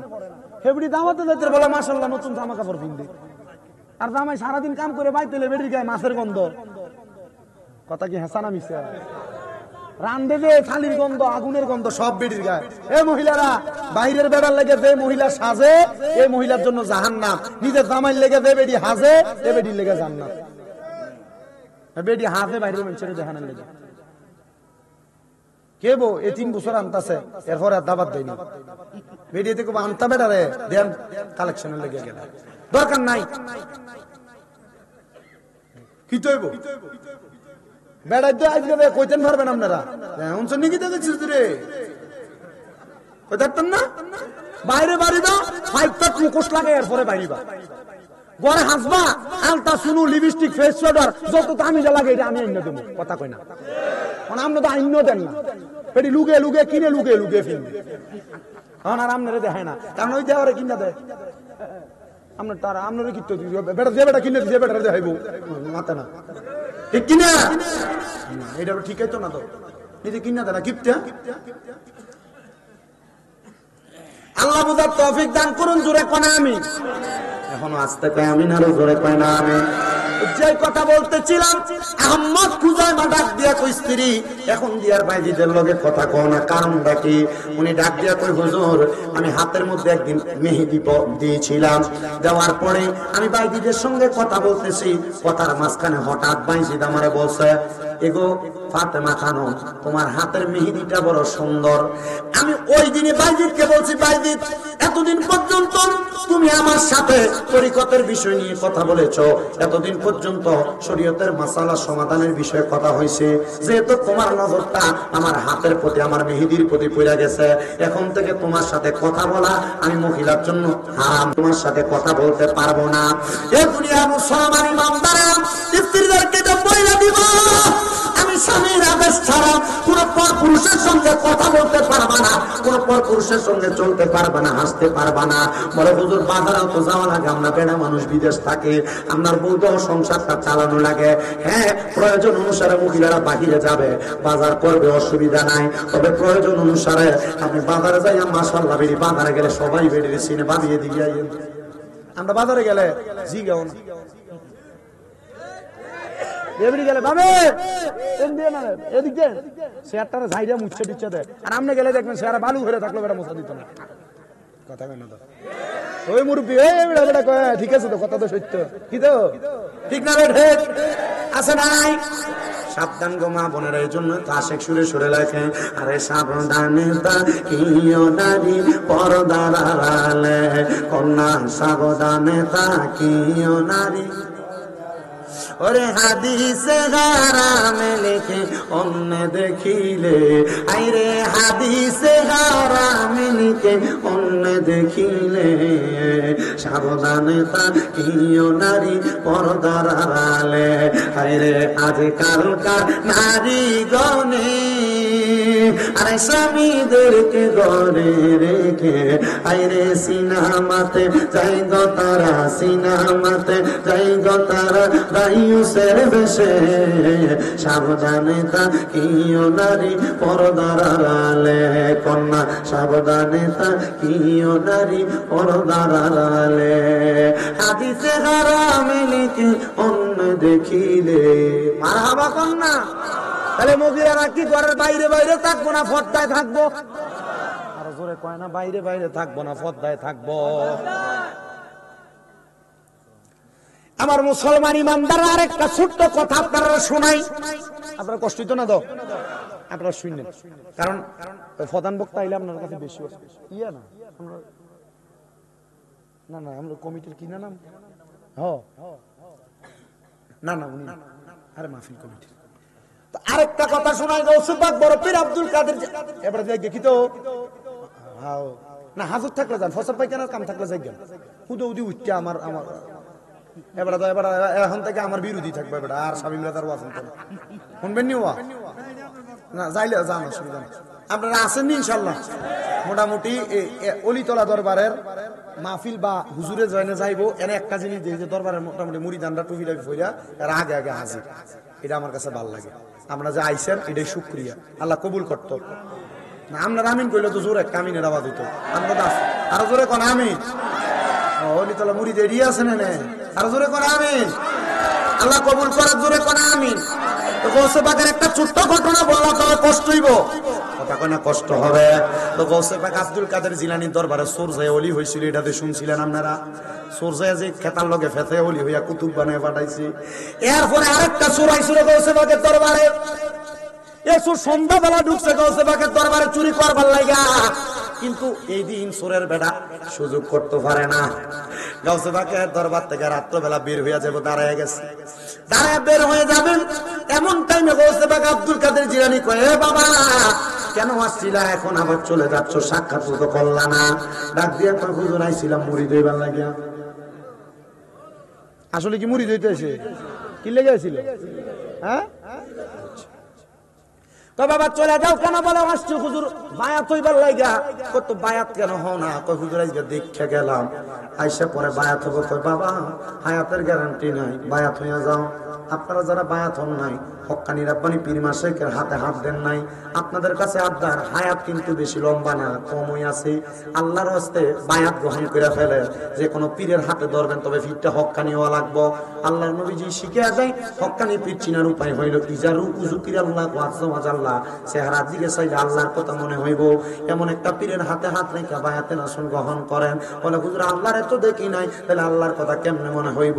পীরের ঈমান, পীরের আখলাক, পীরের চরিত্র, পীরের আমল, এগুলা দেখবেন। এগুলা দেখলে দেখবেন পীর আল্লাহরে কত ভয় করে, আল্লাহর ভয়ের প্রতি পীরে কতটুকু তাকওয়াবান আপনারা দেখ শিক্ষা দেয়, তাকওয়া শিক্ষা দেয়। এগুলা দেখে হক্কানি পীরের কাছে বায়াতটা গ্রহণ করবেন। হুজুর ঠিক আছে, আমার বায়াত গ্রহণ করে দেয়। হুজুর কয় বাবা বায়াত তো এমনি হয় না, বায়াত সাধারণ ভাবে হয় না, তাড়াতাড়ি যাও উজু করো, উজু করে তারপরে বায়াত হও।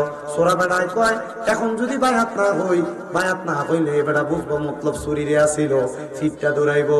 আমি বায়াত হওয়ার জন্য উজু করলাম, উজু করে গাউসে পাকের দরবারে যখন আসলাম গো, গাউসে পাক আব্দুল কাদের জিলানীর একটা পুরান পাঞ্জাবি আমারে পরাইয়া দিছে। আর কোন দন সাইডা মুর্শিদ যাইতে আমায় সঙ্গে নিও, ওরে বাজারের সাদা মার্কিট আমার রঙে না লাগাইও, মুর্শিদ তোমার গায়ের পুরা জামা দিয়া আমার কাফন পরাই দিও, যাইতে আমায় সঙ্গে নিও। কোন বাতিল সরকার ইমাম দিয়া মুজানারা নাহি দিও আরে তরিকতের একটা পাগল পাইলে মোর জানাজা পড়াই দিও যাইতে আমায় সঙ্গে নিও হায়রে আর কোন দল চাই না মুর্শিদ আর কোন দল চাই না লতিফি যাইতে আমায় সঙ্গে নিও একটা জবান বন্ধ রাখবেন না চিৎকার মেনে বলেন ইয়া ওলি আল্লাহ। এবার সূরা বেটা সুন্দর করে বলছে বাকার পাঞ্জাবি পড়ছে হুজুর হুজুরের একটা পুরান পাগড়িও তারে পরাইয়া দিয়া ডাক দিয়ে কয় বাবা আসো না তুমি আবার বায়াত গ্রহণ করো। হুজুর কি করতাম কয় হাতটা বাড়াও। সূরা বেটা হাতটা বাড়াইয়া দিছে। হাতটা বাড়ানোর পর হুজুর ডাক দিয়া কয় তুমি বলো আর কোনোদিন মিথ্যা কথা বলবা না। কয় হুজুর মিথ্যা কইতাম না। বলে আর কোনোদিন নামাজ ছাড়তাম না। হুজুর নামাজ ছাড়তাম না। ও আদা কইরা গাউসে পাক কয় যাও তোমার মুরিদ হয়ে গেছে এবার তুমি তোমার কাজে যাও। তাইলে গাউসে পাক যে কইছে তুমি তোমার কাজে যাও গাউসে পাক তার কাজের খবর সম্পর্কে জানে। কারণ যারা হক্কানি রাব্বানি আল্লাহর ওলি তারা চোখ বন্ধ করলে মুরিদের খবরও জানে। জানাই একজন বলেন না তিনি কে? এজন্য ফিরের সামনে গেলে একটু নত শিরে থাকতেন। আমরা তো যাই আই শেষ জি না পীরের দরবারে যাওয়া আওয়ানা সিস্টেম আদব আছে। কথা কই না ওরে কোন সময় কোন হালে থাকে দয়াল মুর্শিদে সালাম দিও না তারে সব জায়গায়। ওরে থাকে যদি ভক্তি দিও চরণ নিও কদম বুসি। থাকে যদি ভক্তি নিও কদম বুসি আর নিয়ত রাখিও তারে তুমি অন্তরের জায়গায়।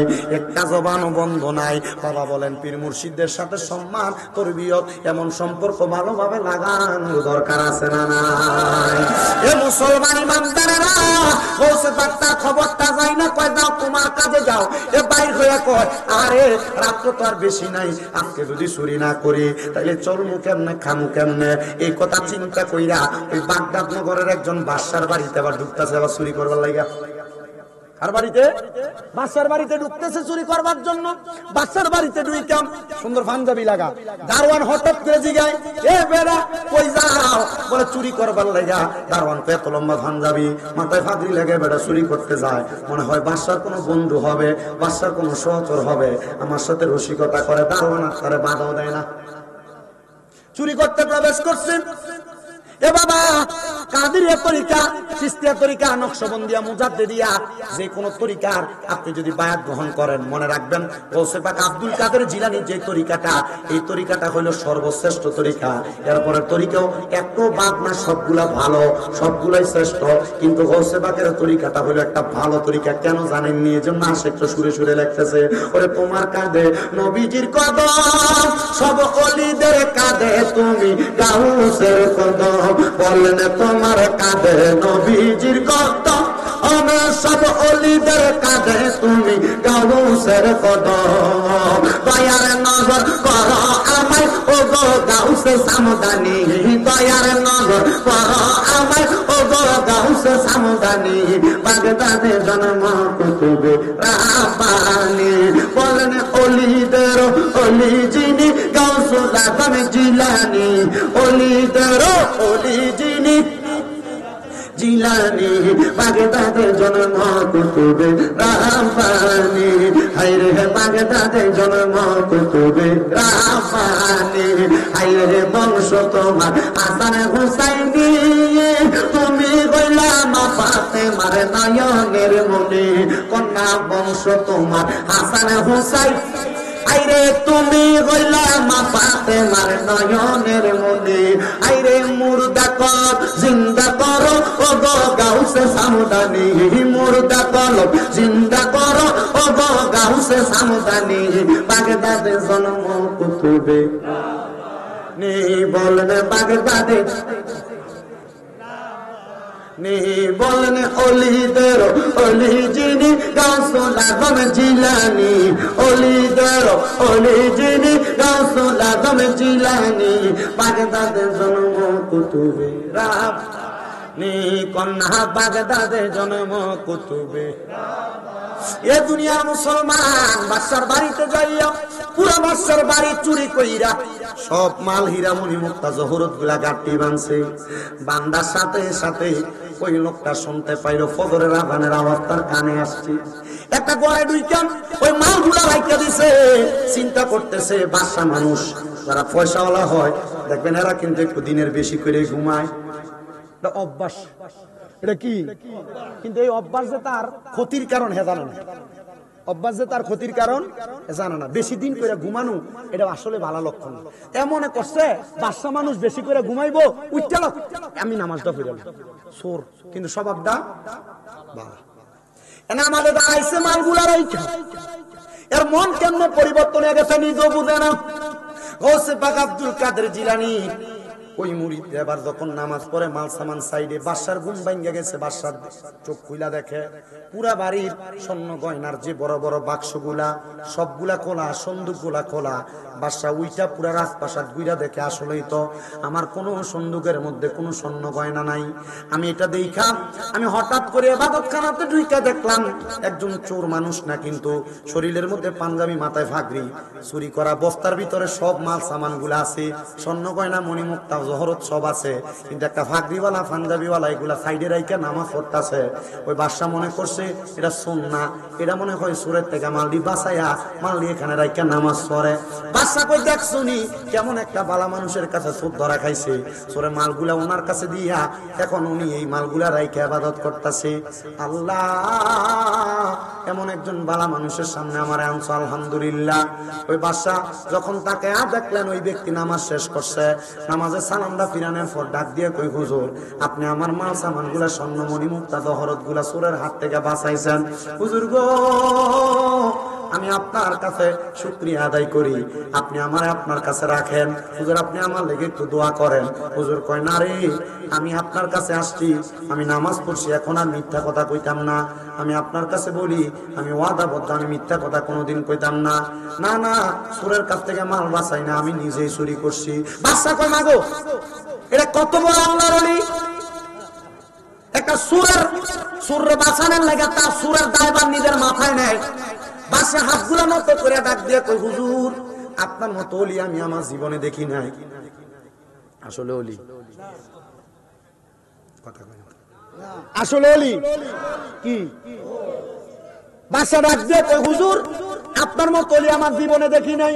একটা সুররে বাঁচাইবার লাগিয়া সুরের পুরা দায়িত্ব আপনি আপনার কাঁধে নিছেন। হুজুর আল্লাহর রাস্তে আমারে মাফ করবেন হুজুর। ও হুজুর গো, আপনার কাছে ক্ষমা চাই, আপনি আমার এই মাল সামান যা চোরে নিতে লাগছিল আপনি সব নিয়ে যান। বলে কেন? বলে হুজুর সব নিয়ে যান, প্রয়োজনে আমার বাসায় নিয়ে যান, তবে আপনি আমারে মুরিদ করান ছাড়া এখান থেকে যাইতে পারতেন না। সরে কয়েকবার গেলাম চুরি করতাম যে হইলাম মুরিদ, এখন আইসি চুরি করতাম, এখন ধরা খাইয়া করামো মুরিদ। বলে আমারে মুরিদ করান তারা এখান থেকে যাইতে পারতেন না। পাগলা, এখন যদি মুরিদ না করায় ছাড়তে হতো না।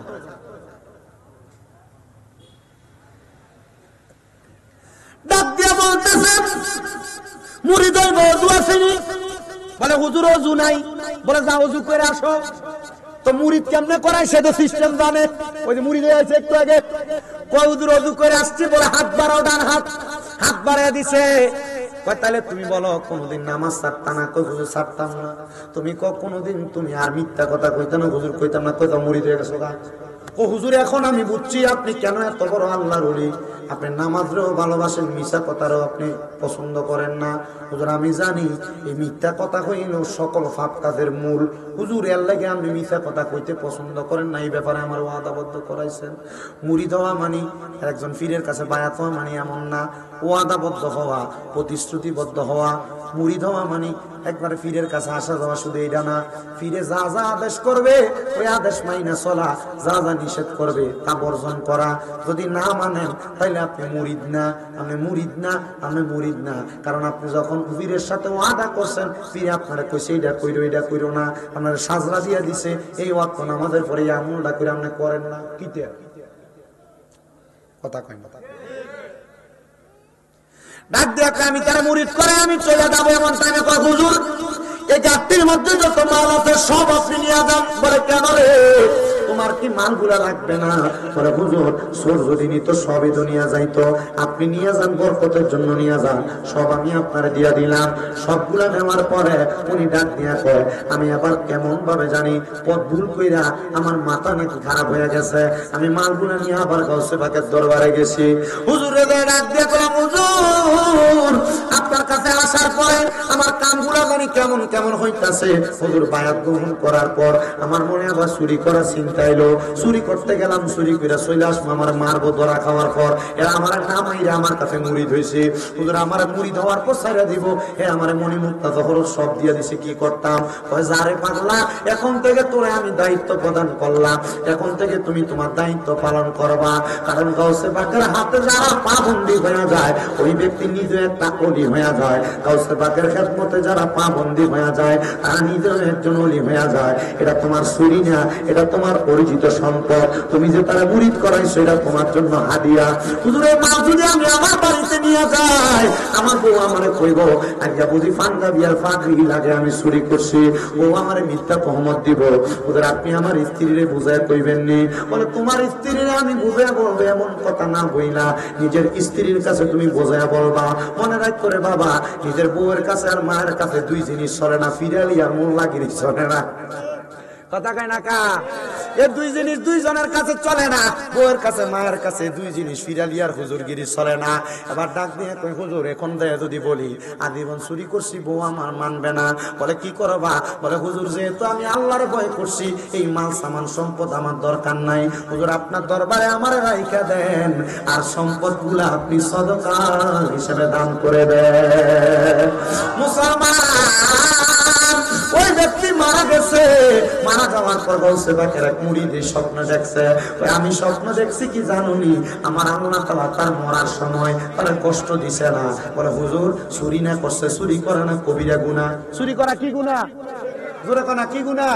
এই যে রমজান মাস আইতাছে, বহুত বেড়ারা চিনি স্টক করতেছে, তেল স্টক করতেছে, ডাইল স্টক করতেছে, বুট স্টক করতেছে। স্টক তো করে করে ওজনে তো কম দেয়, স্টক করে মালের দাম বাড়ায়। এরা আসলে ব্যবসায়ী না রাসূল। কথা কয় না কা? এরা কি রমজান মাসে অন্যান্য দেশের ভিতরে মাল সামানের দাম কমা, অন্যান্য দেশের ভিতরে মাল সামান মানুষকে হাদিয়া হিসেবে মান্না দেয়, আর আমরা বাংলাদেশের ব্যবসায়ী সাবরা মাল স্টক করে মালের দাম বাড়াইয়া বাজারে মালের সংকট দিয়া মালের দামে দামে বিক্রি করে মুসলমান সাধারণ পাবলিককে কষ্টের মধ্যে ফেলায়। এরা ব্যবসায়ী না, এরা চোর, এরা চোর, এরা চোর, এরা আল্লাহর দুশমন। আল্লাহর দোহাই, এই সুদের সাথে সম্পর্ক রাখেন না। এটা কবিরা গুনাহ। কি গুনাহ? কোনা কি গুনাহ? আল্লাহর রাস্তায় বাংলাদেশের ব্যবসায়ীদের কাছে এনে যদি কেউ খায়, আবদার জানাই, পায়ে হাত দিয়া বলি, রমজান মাসে লাভটা একটু কম কইরেন, কইরা রমজান মাসে সাধারণ পাবলিক যেন কিছু কিনা খাইতে পারে, সে ব্যবস্থাটা করে দিয়ে। মাল স্টকে ফালাইয়া দাম বাড়াইয়া মানুষকে ভোগান্তিতে ফালাইয়েন না। আমি মাঝে মাঝে হতভম্ব হয়ে যাই, হতভম্ব হয়ে যায়। আমার আব্বা আমারে গত বছর আপনাদের দোয়ায় মোটামুটি একটা অংশ আমাদের থেকেও দেওয়া লাগে। আমার আব্বা কয়, পুত্রে গত বছর ডাইলের বস্তা কিনছি, এক বস্তা এত টাকা, এই বছর প্রতি বস্তার ভিতরে 1200-1300 টাকা বেশি। আমি বললাম, আব্বা এটা স্বাভাবিক, অস্বাভাবিক কিছু নেই, এটা স্বাভাবিক, বাংলাদেশ। কথা কয় না কি দেশ? আমি বললাম, আব্বা এটা বাংলাদেশ, অস্বাভাবিক কিছু না। কবেটা দুনিয়ার টিয়া লইয়া জায়গা, কিছু করার নাই। খেজুর এক বছর কিনি 65-70 টাকা কেজি, গত বছর কিনে লাগছে 150 টাকা কেজি। হ্যাঁ, এবার কত? আমি চিন্তা করি মাঝে মাঝে, আমি একটা প্যাকেট বানাই। আপনারা যারা সামর্থ্য আছে, মাহে রমজান মাসে মানুষের প্রতি একটা মায়ার নজর দিবেন।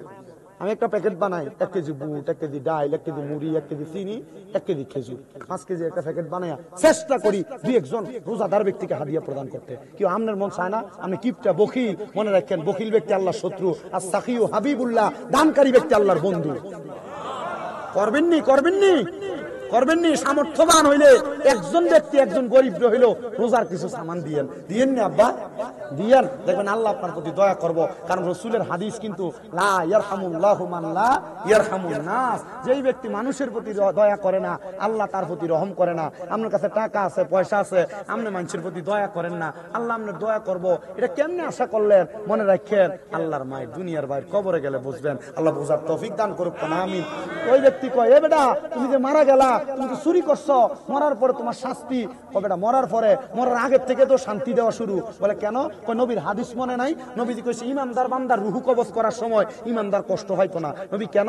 ইমানদারের রুহু যখন কবজ করতে আজরাইল আইবো, 4 বার আসবো, কিন্তু রুহু নিতে পারতো না। সুবহানাল্লাহ নাইও? কয়বার আইবো আজরাইল? 4 বার আইবো, রুহু নিতে পারতো না। নবী কেন?